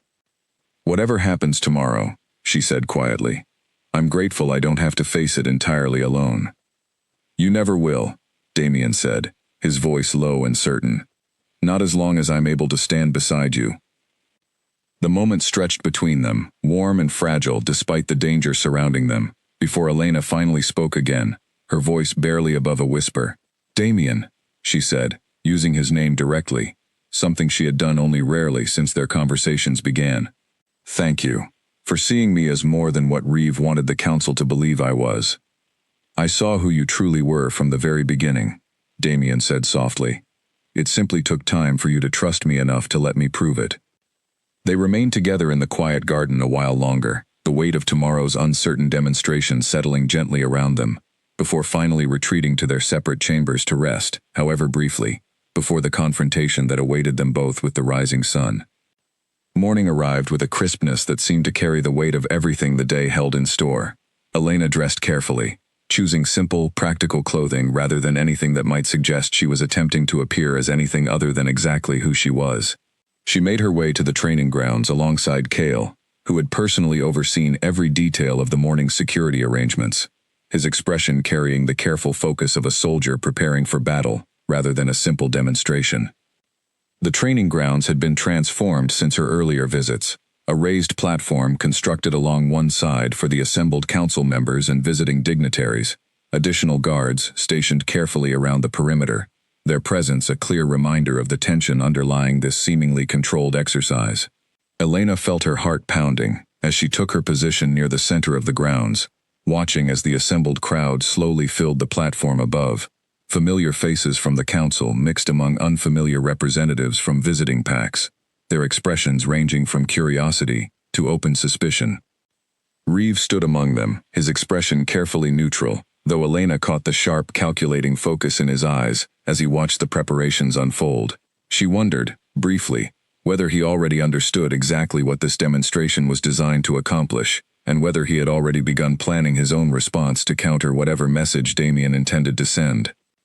Damien arrived shortly after, taking his position at the edge of the training grounds, his presence commanding immediate attention and silence from the assembled crowd. He addressed them briefly, explaining the purpose of the demonstration, in careful, measured terms, framing it not as proof of a threat to be feared, but as evidence of an ally whose loyalty to this kingdom had already been proven through repeated acts of protection and courage. As Cale signaled for the demonstration to begin, releasing a group of specially trained wolves into the training grounds, their aggressive posturing carefully controlled but convincingly intense, Elena felt every eye in the gathered crowd shift toward her, waiting to witness firsthand exactly what Reeve's accusations had described weeks earlier. She took a steadying breath, felt Damien's quiet, unwavering confidence somewhere behind her, and stepped forward to meet the challenge waiting before her, understanding fully that whatever happened in the next few moments would shape the rest of her life, for better or for worse. The wolves released into the training grounds moved with barely restrained aggression, snarling and circling, their trainers having spent days preparing them to simulate exactly the kind of uncontrolled danger Elena had faced twice before within these palace walls. She stood alone in the center of the open space, acutely aware of every watching eye above her, the weight of the moment pressing down with far more intensity than either of her previous, unplanned encounters. She lifted her chin, steadied her breathing, and spoke. Stand down. Her voice carried clearly across the training grounds, calm and absolute, and the effect was immediate. Every wolf within the enclosed space froze mid-motion, their aggressive postures collapsing instantly into stillness. One by one, they lowered themselves to the ground, ears flattened, tails still, their earlier ferocity replaced entirely by quiet, unmistakable submission. A stunned silence fell over the gathered crowd above. Elena remained standing amid the now peaceful wolves, her heart pounding, waiting for some reaction from the watching council and visiting representatives. It was one of the visiting pack leaders, an older woman representing a smaller territory along the eastern border, who finally broke the silence, her voice carrying clear astonishment across the training grounds. In 60 years, I have never witnessed anything like that. Not from any alpha I have ever served. Murmurs of agreement rippled through the crowd, mixed with expressions of wariness that Elena had expected, though the overall reaction carried far more awe than open hostility. Damien stepped forward, addressing the crowd once more, his voice carrying clear conviction. "What you have just witnessed," he said, "is not a threat to this kingdom, but a demonstration of extraordinary ability, used entirely in service of maintaining peace and order. Elena Voss has chosen, repeatedly and without hesitation, to use her gift in defense of innocent lives, including the soldiers and citizens of this very palace. I ask this council and our visiting representatives to consider carefully what kind of kingdom we wish to build, one driven by fear of what someone might become, or one strengthened by recognizing and honoring the courage of those who choose to stand in defense of others."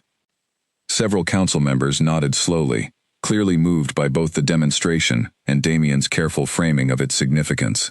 Elena felt a cautious relief beginning to settle over her chest, though she remained watchful, aware that not every face in the crowd carried the same reassured expression. Reeve, standing near the edge of the platform, offered polite, measured applause, along with the rest of the assembled crowd, though his expression remained carefully guarded, giving away nothing of his true reaction to what he had just witnessed.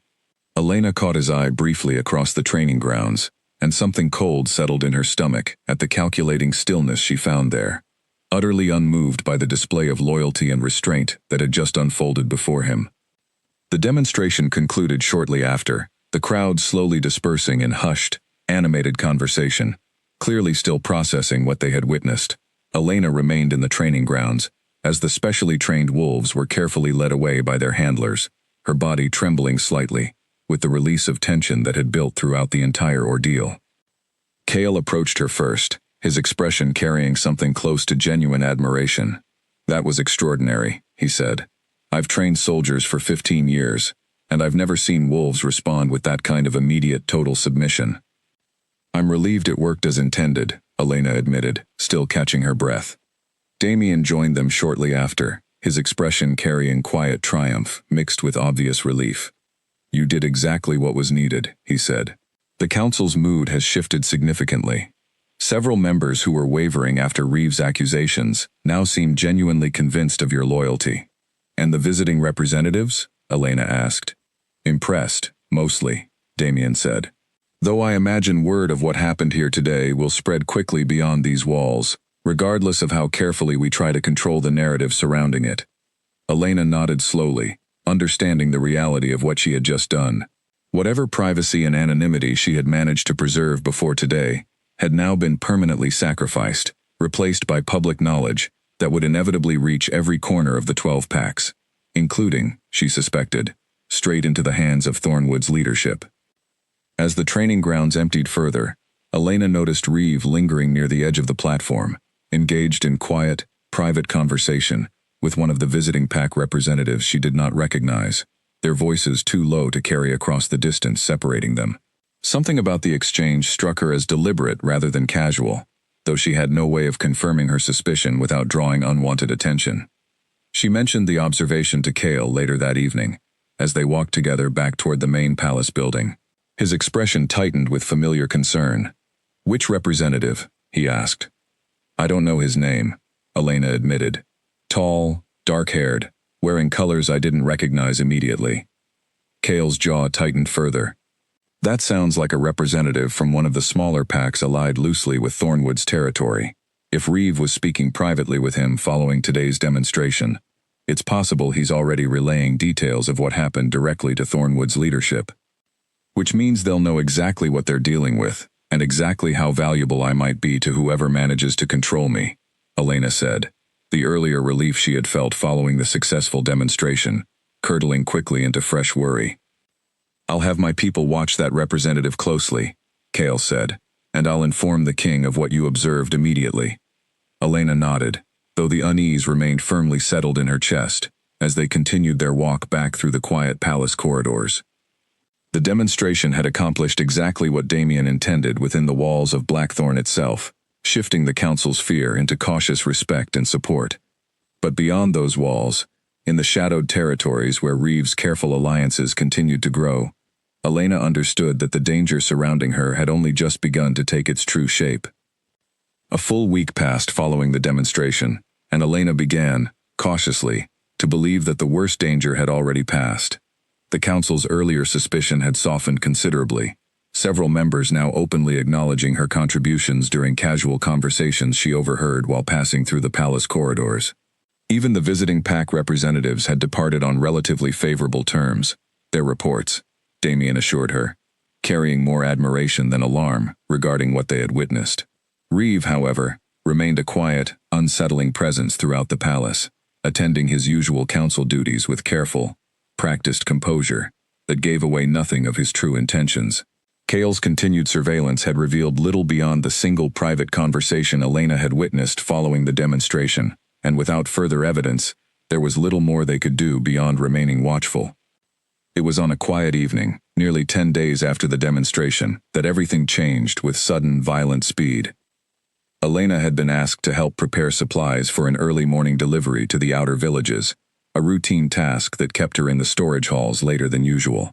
She was alone, the rest of the kitchen staff having already retired for the evening, when she heard the sound of footsteps approaching from the corridor outside, more numerous and deliberate than the usual passing guard patrol.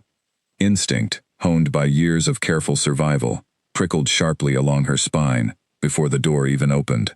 She turned toward the sound just as it swung open, revealing not the familiar face of a palace guard, but several unfamiliar men, dressed in dark, unmarked clothing, their expressions carrying the cold, focused intent of soldiers on a mission. "Elena Voss," one of them said, his voice carrying no hint of hesitation. "You'll come with us quietly, and no harm will come to you."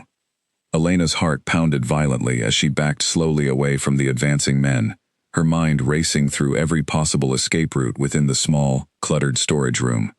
"Who sent you?" she demanded, though some cold, sinking certainty already told her the answer. "That's not important right now," the lead soldier said, moving closer with careful, practiced steps. "What matters is that you come with us, without causing a scene that forces us to hurt you."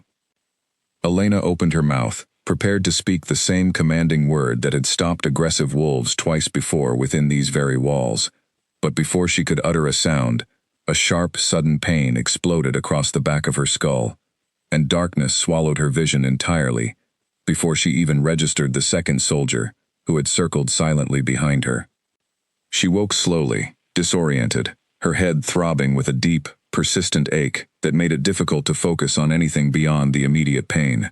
She was lying on a hard, cold surface, her wrists bound tightly behind her back with rough rope that dug painfully into her skin. As her vision gradually cleared, she found herself in a small, windowless room, lit only by a single flickering torch mounted along the far wall. Voices drifted from beyond a heavy wooden door nearby, muffled but audible enough for Elena to catch fragments of conversation. "Secured exactly as promised. Thornwood will be pleased with how smoothly this went." Elena's blood ran cold as the second voice responded, one she recognized instantly despite the muffled distance separating them. "See that she remains unharmed until the transfer is complete," Reeves said, his voice carrying the same careful, measured tone she had come to associate with his presence throughout the palace. "Damaged goods hold far less value in negotiations, and I intend for this exchange to secure everything I've promised the Thornwood leadership." Elena felt a fresh wave of dread wash over her, as the full scope of Reeves' betrayal finally became undeniably clear. He had not simply been building suspicion or gathering evidence against her over the past several weeks. He had been orchestrating her capture from the very beginning, patiently waiting for the right moment to hand her directly over to Blackthorn's greatest rival. She struggled quietly against her restraints, testing their strength, though the rough rope held firm despite her efforts. She forced herself to breathe slowly, steadying her racing thoughts, understanding that panic would accomplish nothing beyond exhausting the limited strength she needed to preserve. for whatever opportunity might present itself. The door swung open moments later, and Reeve stepped into the small room alone, his expression carrying none of the careful, respectful composure he had always displayed within the palace's public spaces. Here, in what Elena now understood to be some kind of hidden holding facility, he allowed his true nature to surface completely, cold and calculating, without any pretense of concern for her well-being. "You're finally awake," he said, studying her with clinical detachment. "Good. I'd hate for you to miss the significance of what happens next." "You're a coward," Elena said, forcing steady defiance into her voice, despite the fear coiling tightly through her chest. "Hiding behind decades of careful politics, while planning to hand an innocent person over to your allies, simply to protect the lies your family helped build generations ago." Reeve's expression tightened slightly, though his composure remained largely intact. "Innocent," he repeated, a note of bitter amusement entering his voice. "You misunderstand the situation entirely. This was never about your innocence or guilt, Elena. It was always about survival. My family secured its standing within this court through the choices made during the original purge. If your bloodline's existence becomes fully known and accepted, if the current king continues down the path of publicly honoring what your ancestors represented, it threatens to unravel 3 generations of careful, hard-won influence. So you'd rather sell me to Thornwood than allow the truth to simply exist," Elena said. "I'd rather ensure the stability this kingdom has enjoyed for generations continues uninterrupted," Reeve said. "Thornwood has promised significant concessions in exchange for your delivery, concessions that will strengthen my family's position, regardless of how the political winds shift within Blackthorn's own court. It's a practical solution to an inconvenient problem." "Damien will know it was you," Elena said. "He'll never stop searching until he finds proof." Something flickered briefly across Reeve's expression, uncertainty perhaps, or careful calculation. "Perhaps," he admitted, "but by the time he uncovers definitive proof, you will already be deep within Thornwood territory, well beyond his reach to reclaim. Whatever consequences I eventually face will be a small price to pay for protecting 3 generations of my family's legacy." He turned to leave, pausing briefly at the door to address the guards stationed outside. "The transfer happens at dawn," he said. "Make certain nothing goes wrong between now and then." The door closed heavily behind him, leaving Elena alone once again in the dim, flickering torchlight. She fought against the rising panic threatening to overwhelm her, forcing herself to think clearly despite the fear and pain still pulsing through her skull. Dawn. She had only a few hours before Reeve's careful plan reached its conclusion, before she would be transported beyond any hope of rescue into hostile territory, where her fate would rest entirely in the hands of people who saw her only as a valuable weapon to be claimed and controlled. She thought of Damien, wondering desperately whether anyone within the palace had yet noticed her absence, whether Kale's careful watch had somehow already detected the danger closing in around her before it was too late. She thought of Priya, likely growing increasingly worried when Elena failed to return to the servant quarters that evening. Most of all, she thought of the promise Damien had made to her weeks earlier, standing together in the quiet palace gardens beneath a canopy of stars. "You won't have to face any of this alone." She desperately hoped that promise would prove true, though trapped alone in this cold, windowless room with her hands bound tightly behind her back. She understood that hope alone would not be enough to save her. Whatever happened next, she needed to find some way to help herself, to resist whatever plan Reeve and his Thornwood allies had prepared for her, rather than simply waiting passively for rescue that might never arrive in time. She tested her restraints once more, searching desperately for any weakness in the rough rope binding her wrists, and found, to her surprise, a slight give near one of the knots, likely the result of hasty, careless binding by soldiers, more concerned with speed than precision. She worked at it quietly, patiently, ignoring the pain in her raw, chafed skin, determined to free herself before dawn arrived, and stripped away whatever small chance she had left to fight back against the fate Reeve had so carefully arranged for her. Outside, somewhere beyond the walls of her hidden prison, the night stretched on, carrying with it the desperate hope that somewhere within the palace she had left behind, someone had already begun searching for her, before it became too late to matter at all. Within the palace, Damien's evening had continued in quiet, unremarkable fashion until Priya arrived at his study door, breathless and pale, well past the hour when Elena would normally have returned to the servant quarters for the night. "Your Majesty, forgive the intrusion," Priya said, her voice shaking slightly. "Elena never came back tonight. She was supposed to finish preparing supplies in the storage hall, hours ago, and no one has seen her since." Damien felt a cold, immediate dread settle over him, sharp and unmistakable. "Kale," he called, and the commander appeared within moments, having been stationed nearby precisely for situations exactly like this one. "Elena is missing," Damien said. "Storage hall, hours ago. Search the palace immediately. Every corridor, every room. Now." Kale moved instantly, gathering guards and dispatching search teams throughout the palace grounds within minutes. Damien himself made his way directly to the storage hall, his heart pounding with a fear he had not experienced with such intensity in years. He found the room exactly as Priya had described, supplies half organized, a small overturned crate near the center of the floor, and beneath it, barely visible in the dim lighting, a dark stain that made his stomach twist violently. Blood. Not enough to suggest a fatal wound, he told himself firmly, forcing his racing thoughts into some semblance of controlled focus, but enough to confirm, beyond any doubt, that Elena had not simply wandered away or lost track of time. Someone had taken her, forcibly, from within his own palace walls. Kale arrived moments later, his expression grim as he surveyed the scene. "No signs of forced entry through the main storage hall door," he said.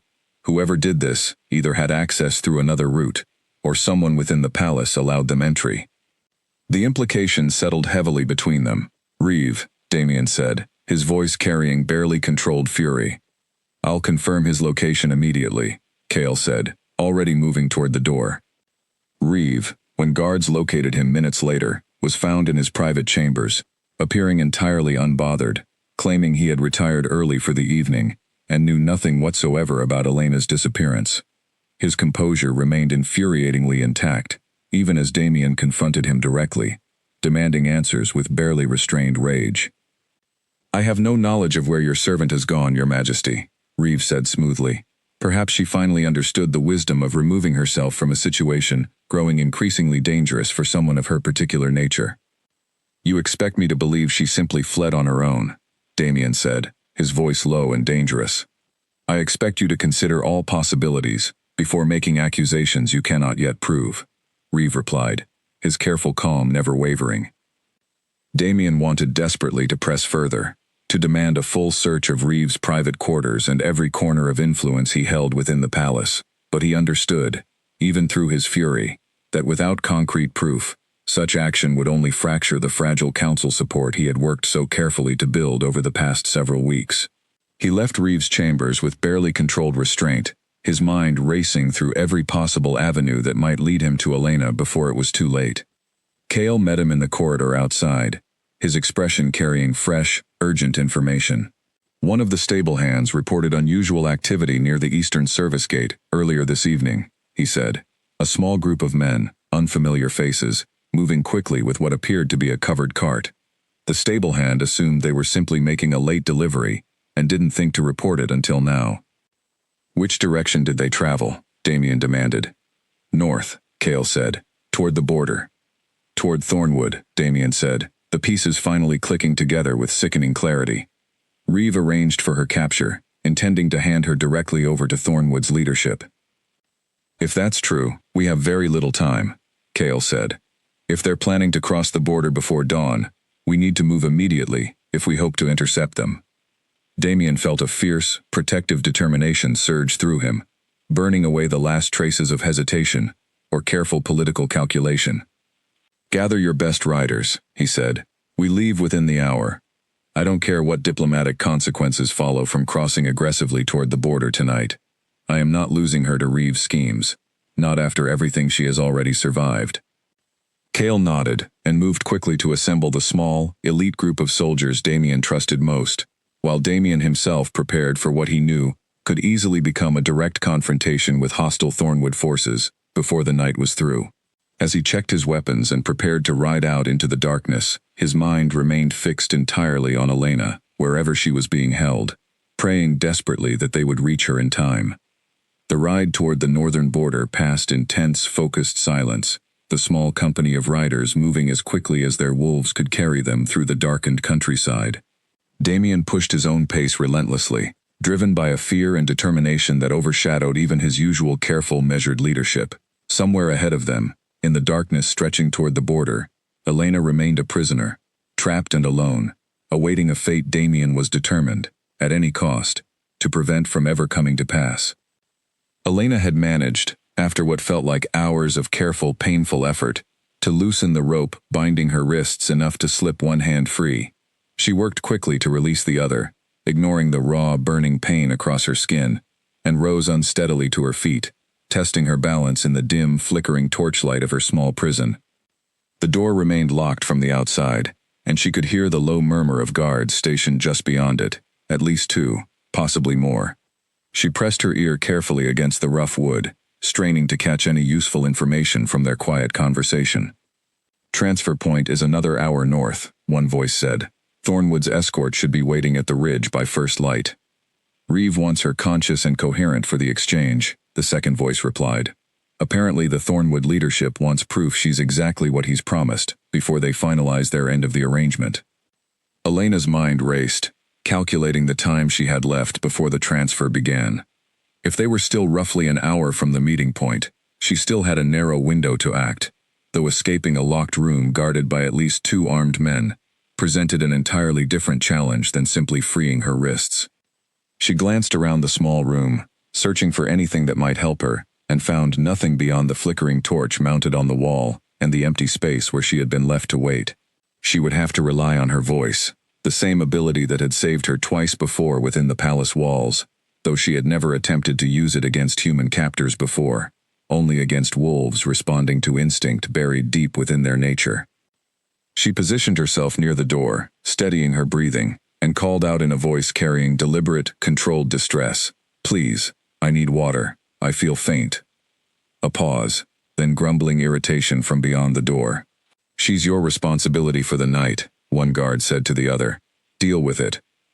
The lock turned, and the door swung open, revealing a single guard stepping cautiously into the room, his hand resting near the weapon at his belt, despite Elena's supposedly weakened state. She waited until he was fully inside, the door swinging mostly shut behind him, before speaking again, her voice carrying the same absolute, commanding weight she had used against the wolves in the palace training yard. "Sleep."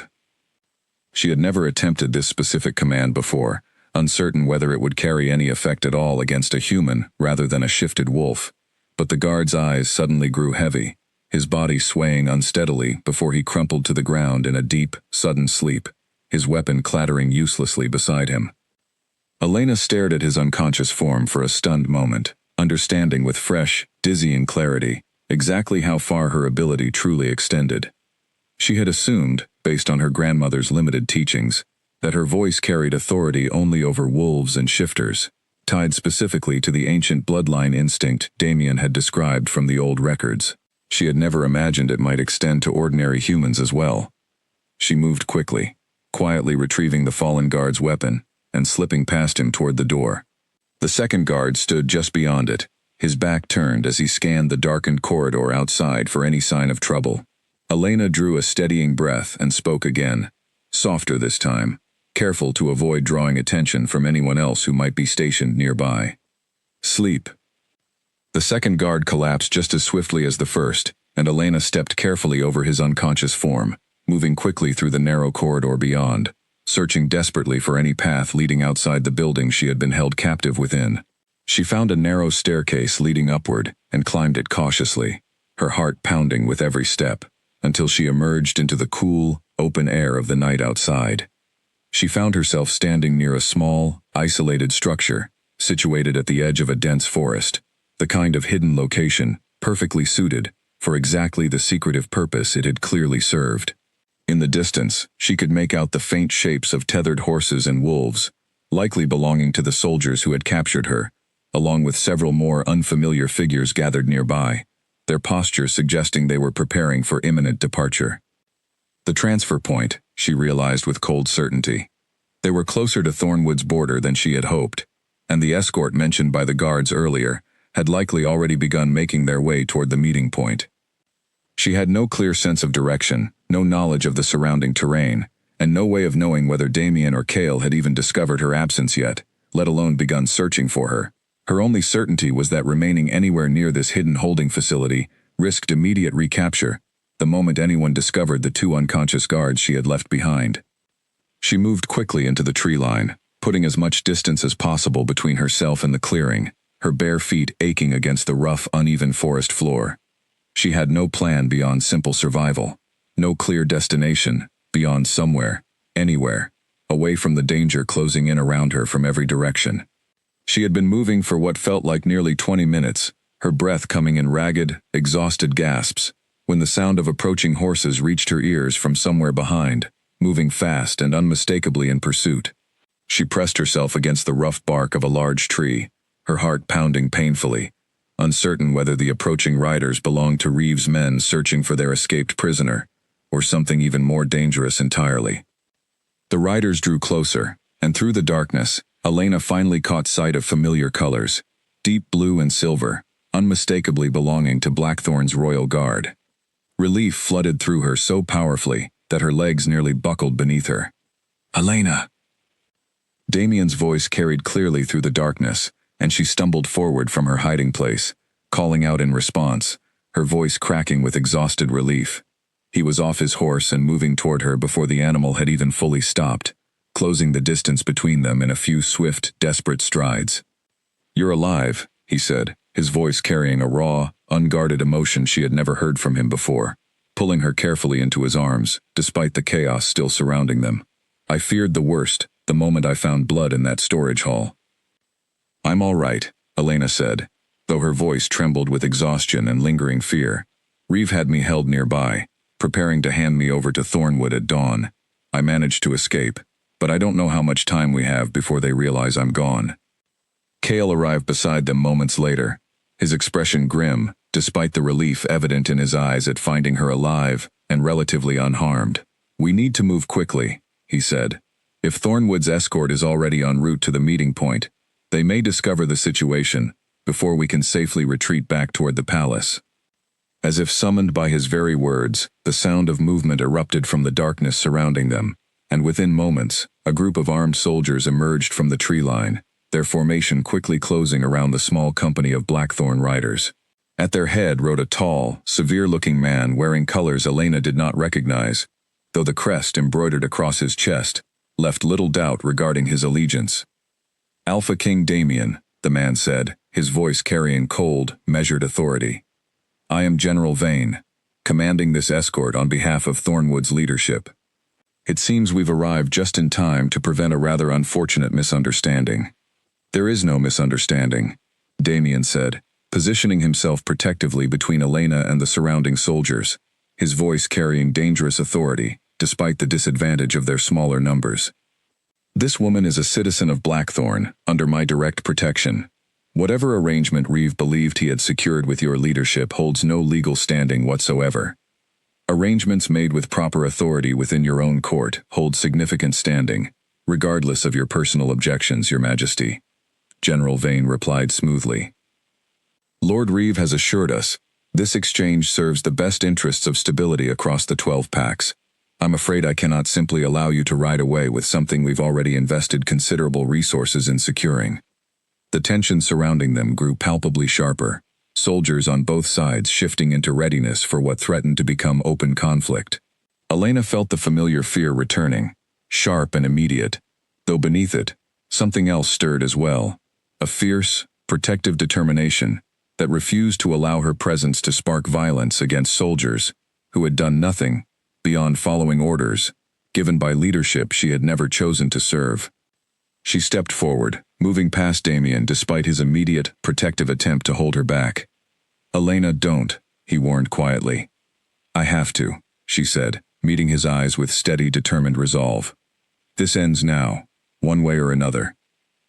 She turned to face the assembled Thornwood soldiers, their numbers significantly outweighing Damien's small company, their weapons drawn and ready, despite the tense standoff currently holding violence at bay.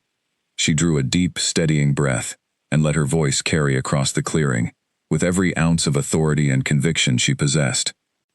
"Lower your weapons."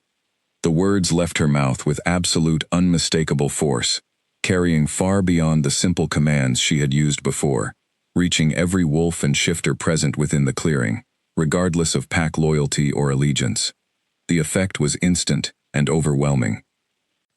Every Thornwood soldier present, General Vane included, felt their weapons suddenly grow impossibly heavy in their grip, an ancient, unshakable instinct rising from somewhere deep within their very nature, an instinct far older than any loyalty sworn to Thornwood's current leadership. One by one, weapons clattered uselessly to the forest floor, and the soldiers themselves sank slowly, involuntarily, to their knees, their expressions carrying stunned, confused disbelief at their own body's unexplainable response. General Vane fought visibly against the overwhelming compulsion, his jaw clenched with fierce determination, though even his considerable strength proved insufficient against the ancient authority carried within Elena's voice. He too sank slowly to his knees, his weapon falling from suddenly unresponsive fingers, staring up at her with wide, disbelieving eyes. "What are you?" he breathed, his voice carrying genuine, unguarded shock. "Someone who has spent her entire life running from exactly this moment," Elena said, her voice steady, despite the overwhelming weight of what she had just done.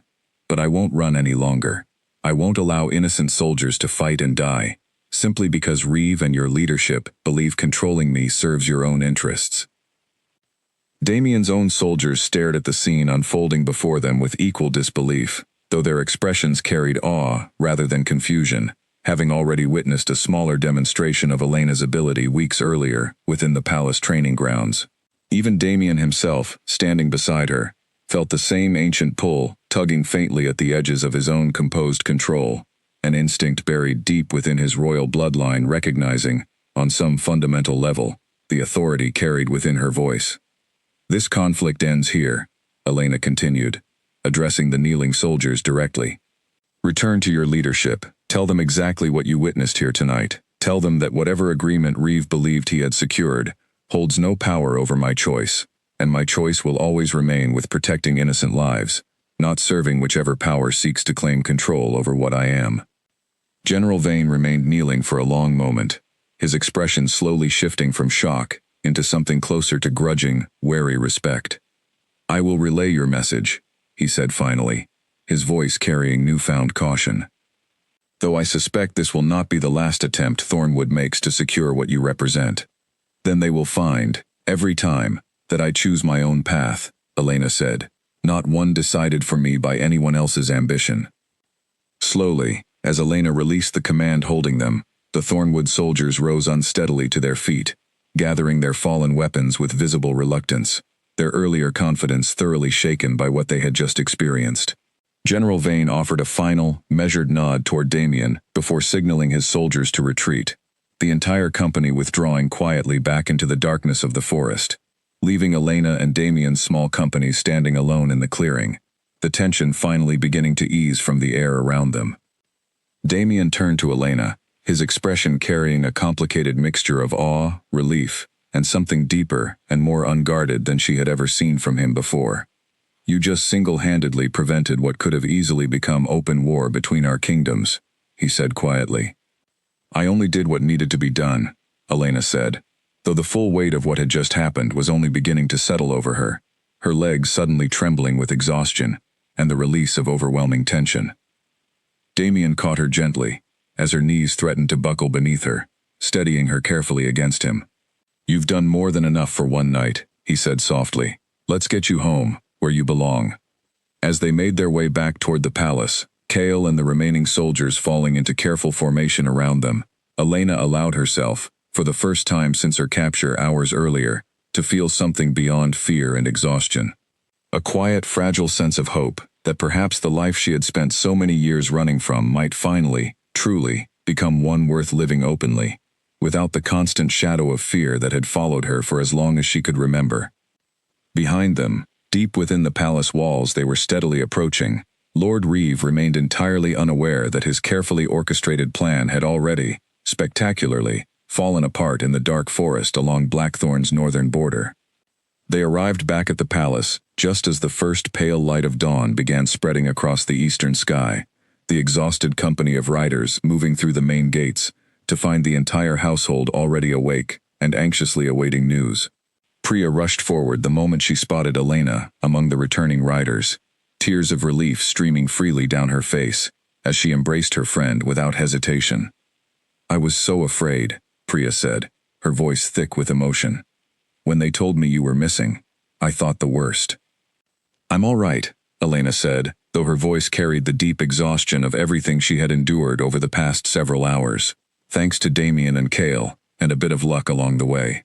Damien, meanwhile, wasted no time addressing the more urgent matter awaiting his attention. "Kale," he said, his voice carrying cold, controlled fury, now that the immediate danger had passed. "Have Reeve brought to the council chamber immediately, in chains, if necessary."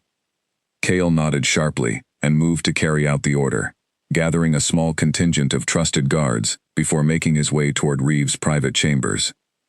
Elena, despite her exhaustion, insisted on being present when the confrontation finally unfolded, and Damien, after a brief moment of hesitation, agreed to allow her to accompany him, understanding that she deserved to witness the consequences of Reeve's betrayal firsthand.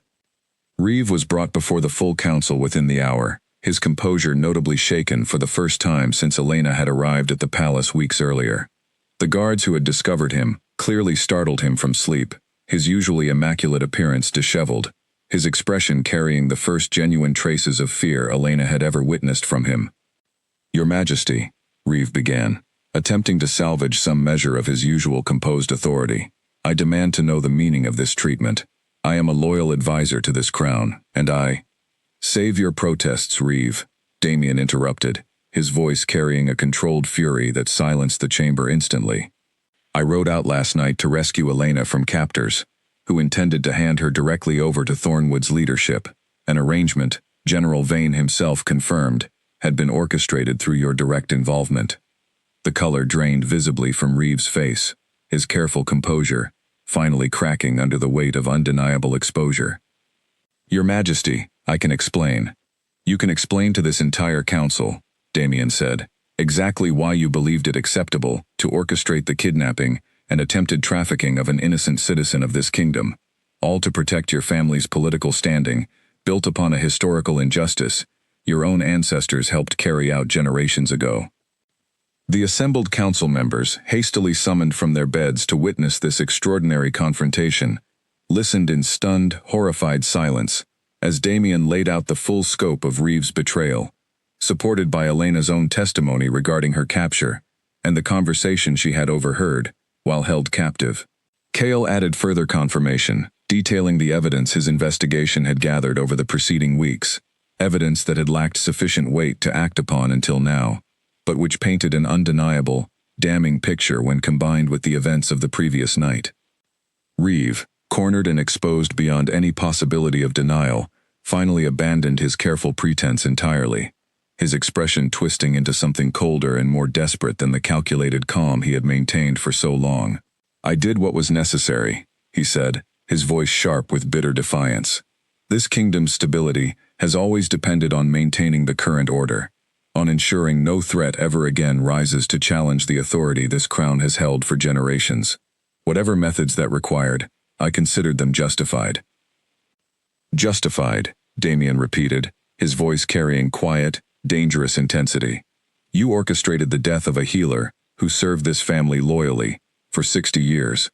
You arranged for an innocent woman to be handed over to a hostile power, as though she were nothing more than a bargaining chip.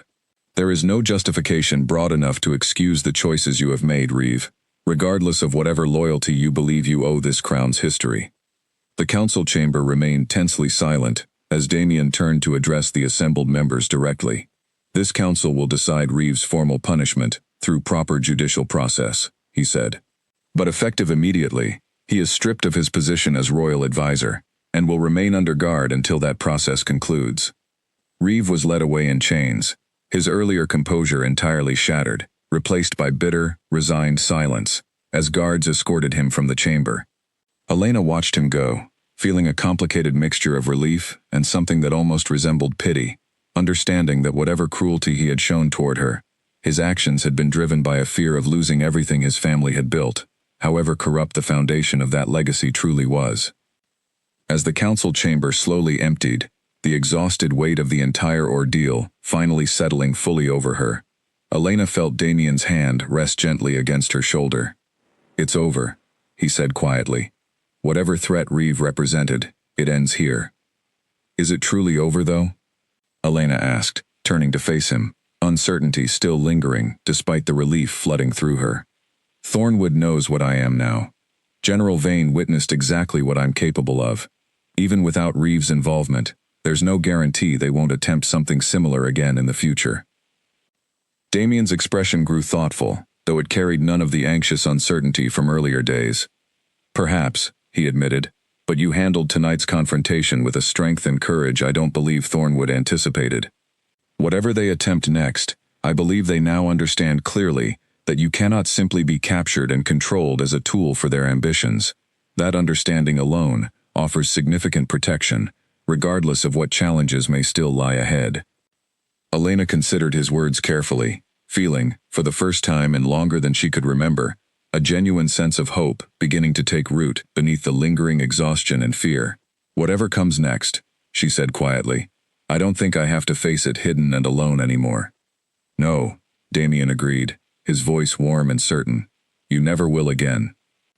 Together, they made their way from the council chamber, leaving behind the exhausted remnants of a night that had finally, decisively, shifted the course of Elena's life, and perhaps the course of the entire kingdom, towards something neither of them could have fully anticipated when she had first arrived at these palace walls in chains, weeks earlier, believed by everyone around her to be nothing more than a wolfless prisoner, with no name, and no significance at all.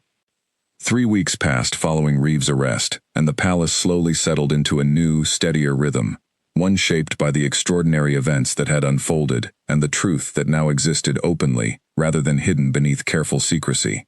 Elena found herself, during this time, navigating an entirely unfamiliar experience, learning to exist within these walls, not as a wolfless servant hiding in plain sight, but as someone whose true nature was known, and, increasingly, respected by those around her.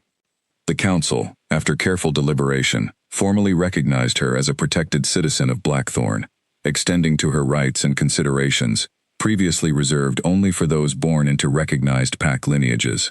It was an unprecedented decision, one that several older council members had initially resisted, though the events surrounding Reeve's betrayal and Elena's own demonstrated loyalty had ultimately proven persuasive enough to secure their support.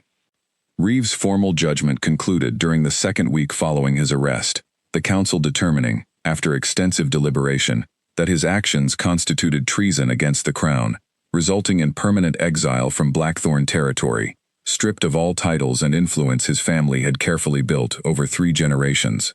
His departure marked a quiet, somber end to a legacy built upon injustice, though Elena found herself feeling less triumphant about the outcome than she had expected, understanding that his fall represented not simple villainy, but the tragic consequence of fear passed down through generations, poisoning even a man capable, in other circumstances, of genuine service and loyalty.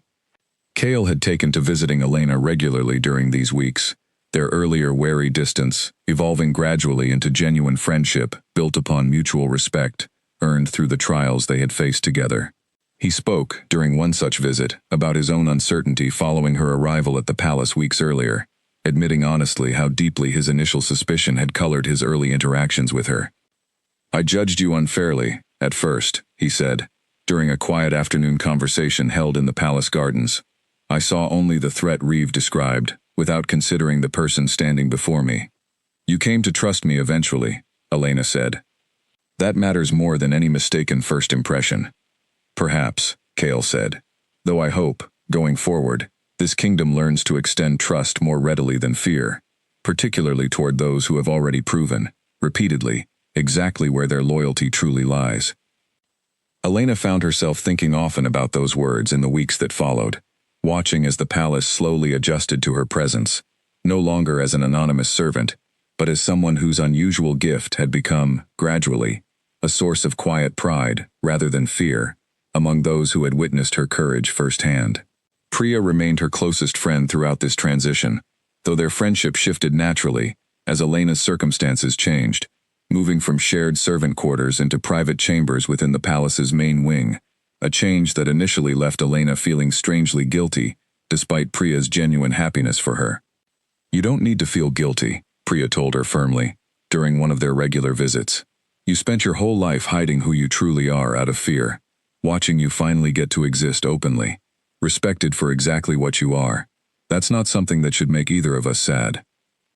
Elena's relationship with Damien, meanwhile, continued evolving in ways neither of them had fully anticipated when their first tense encounter had unfolded within the palace dungeon weeks earlier. Their careful late-night conversations in his study gradually became a cherished, regular routine, each of them finding in the other a quiet understanding that neither had experienced fully before, born from shared danger and mutual trust, earned through genuine hardship rather than the careful politics that typically shaped relationships within royal courts. It was during one such evening, nearly a month after Reeve's exile, that Damien raised a subject he had clearly been considering carefully for some time. "The council has been discussing," he said, as they sat together near the warm fire in his study, "the possibility of formally acknowledging the historical injustice committed against the first Wolves bloodline generations ago.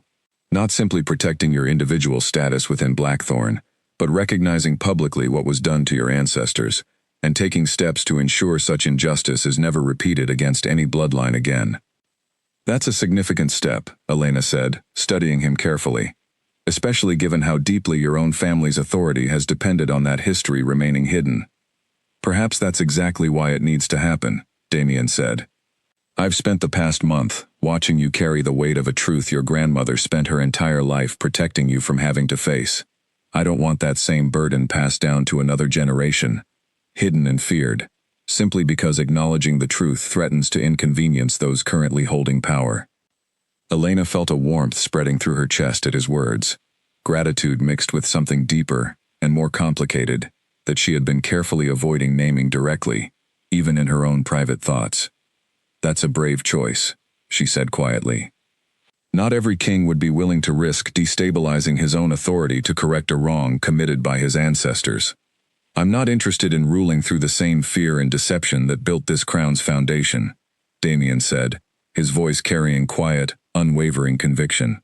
"I want to build something better, something that doesn't require hiding uncomfortable truths simply to preserve power. And I don't believe I can do that while allowing the woman who taught me exactly what courage and honesty truly look like to remain merely tolerated within these walls, rather than fully honored for everything she represents." Elena studied him carefully, her heart pounding with an entirely different kind of nervousness than the fear that had once defined nearly every moment she spent within this palace. "What exactly are you saying, Damien?" He rose from his seat, moving to kneel gently before her, an act so unexpected from a king renowned for his composed, unshakable authority that Elena felt her breath catch entirely in her chest. "I'm saying," he said quietly, "that somewhere between the night I first found you chained and accused within my dungeon, and this very moment, sitting together in this quiet room, I fell deeply and completely in love with you. Not with the mystery surrounding your bloodline, not with the extraordinary ability you carry, but with you, Elena. Your courage, your honesty, your refusal to let fear define who you choose to become, even after everything the world has tried to teach you about hiding." Tears gathered unexpectedly in Elena's eyes, overwhelming emotion breaking through the careful composure she had maintained for so many years. "I never expected any of this," she admitted softly, "not the truth coming out, not surviving Reeve's betrayal, and certainly not falling in love with the very king whose ancestors once tried to destroy everything my bloodline represented. And yet, here we are," Damien said gently, taking her hands carefully in his own.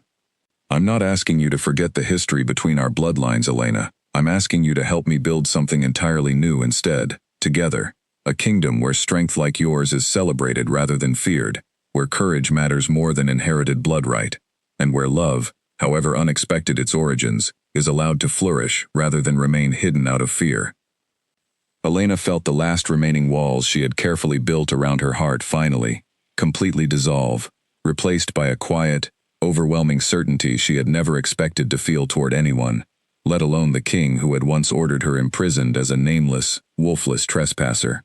"Yes," she said softly, the single word carrying the full weight of everything she had finally allowed herself to feel.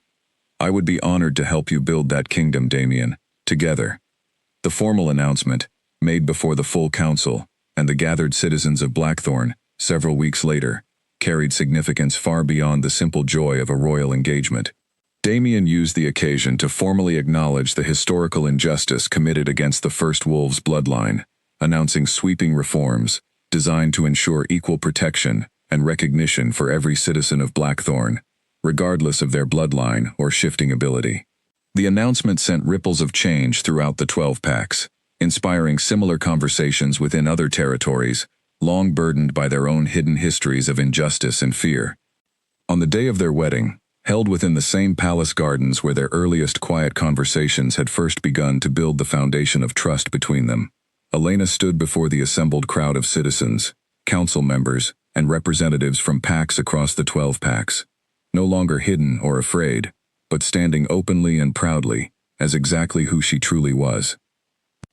As the ceremony reached its final moment, Damien knelt once more before her, not as a king demonstrating submission to an ancient bloodline's authority, but as a man choosing, freely and completely, to stand beside the woman who had reshaped not only his own understanding of strength and leadership, but the very foundation of the kingdom he had sworn to protect.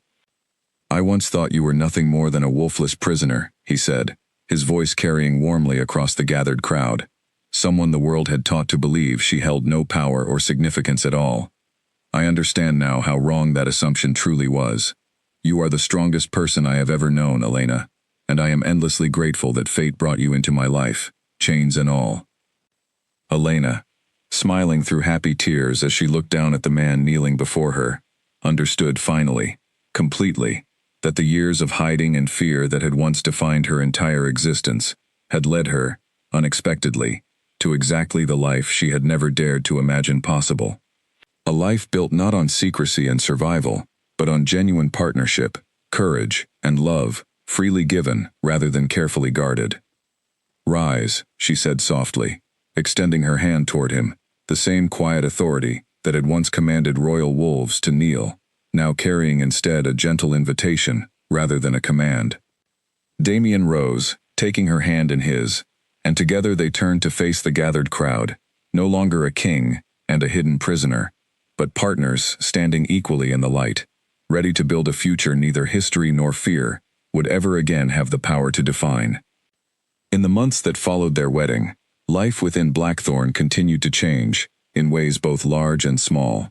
The formal reforms Damien had announced took root gradually across the kingdom, beginning with the smallest villages near the palace, and slowly extending outward toward the more distant territories within Blackthorn's borders. Wolfless citizens, once relegated entirely to servant roles regardless of their individual talents or ambitions, found new opportunities opening before them, encouraged by a crown that had finally begun valuing character and courage over inherited shifting ability alone. Priya, whose quiet friendship had offered Elena such steady comfort during her most uncertain early days within the palace, found herself unexpectedly promoted to oversee the training and welfare of the palace's wolfless staff, a role created specifically in recognition of the compassion and leadership she had quietly demonstrated for years, without any formal acknowledgement. She visited Elena often in her new chambers, their friendship remaining as genuine and unpretentious as it had been from their very first conversation in the crowded servant quarters. "Who would have thought," Priya said one afternoon, settling comfortably into a chair near Elena's private sitting room window, "that the quiet, careful woman who arrived here in chains would end up changing the entire course of this kingdom's history." "I certainly never imagined it," Elena admitted, smiling as she glanced out toward the palace gardens below, where children from the surrounding villages now regularly played, no longer segregated by whether their families carried shifting ability or not. "I only ever wanted to survive quietly, without drawing attention to myself. And instead, you gave an entire kingdom permission to stop being afraid of what makes people different," Priya said. "That's no small thing, Elena." Kale, too, remained a steady, trusted presence within the palace, his role expanding gradually to include overseeing the training of a newly formed division within the Royal Guard, one specifically focused on protecting citizens across all bloodlines from the kind of prejudice and danger that had once defined Elena's earliest, most difficult days within these walls. He often joked, during quiet evening conversations shared among Elena, Damien, and Priya, that training soldiers to serve wolfless citizens with the same dedication, once reserved exclusively for shifters, had proven far more rewarding than he ever could have anticipated. News occasionally reached the palace regarding Thornwood's territory as well, carried by traveling merchants and diplomatic envoys navigating the newly stabilized relationship between the two kingdoms. General Vane, it seemed, had spoken openly upon his return about the extraordinary encounter along the northern border, and though tensions between Blackthorn and Thornwood remained cautious, no further attempts to claim or control Elena's ability ever materialized. Whether out of genuine respect for what they had witnessed, or simple wariness of provoking a confrontation, they now understood they could not win through force alone. Thornwood's leadership seemed content, for the time being, to leave Blackthorn's newest and most extraordinary citizen in peace. As for Reeve, word occasionally drifted back to the palace regarding his life in exile, quiet rumors of a man living alone in a distant territory, stripped of the influence and legacy he had spent his entire life protecting. Elena found, surprisingly, that she carried no lingering bitterness toward him, understanding that his choices, however cruel and misguided, had ultimately stemmed from the same deep fear that had shaped her own life for so many years, before she finally found the courage to stop hiding from the truth of who she truly was. On quiet evenings, when the demands of palace life finally settled into comfortable stillness, Elena and Damien often found themselves returning to the same garden fountain, where their earliest private conversations had first begun, to build the foundation of trust between them. They would sit together beneath the stars, sometimes speaking of the ongoing reforms reshaping their kingdom, sometimes simply enjoying the comfortable silence that had grown between them since the earliest days of Elena's arrival, chained and afraid, believing herself to be nothing more than an unremarkable, wolfless prisoner. "Do you ever think about that first night?" Elena asked, during one such quiet evening, leaning comfortably against Damien's shoulder as they watched the stars scattered brightly across the clear night sky. "When your guards dragged me before you, and you had absolutely no idea what I truly was?" "Often," Damien admitted, a warm smile touching his lips. "I remember feeling something shift the moment you stepped into that chamber, though I had no understanding at the time of exactly what that feeling meant. Looking back now, I believe some part of me recognized, even then, that you would end up changing everything I thought I understood about strength, leadership, and what truly makes someone worthy of respect." Elena smiled, resting her head gently against his shoulder as the quiet night settled comfortably around them.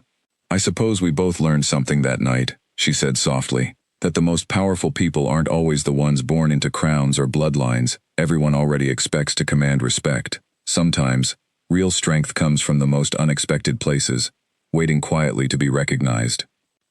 Together, beneath the same stars that had witnessed the beginning of their unlikely journey, Elena and Damien looked toward a future built not on fear or inherited power, but on courage, honesty, and a partnership neither of them could have ever imagined finding when their paths first collided within the cold, unwelcoming walls of a palace dungeon so many months before.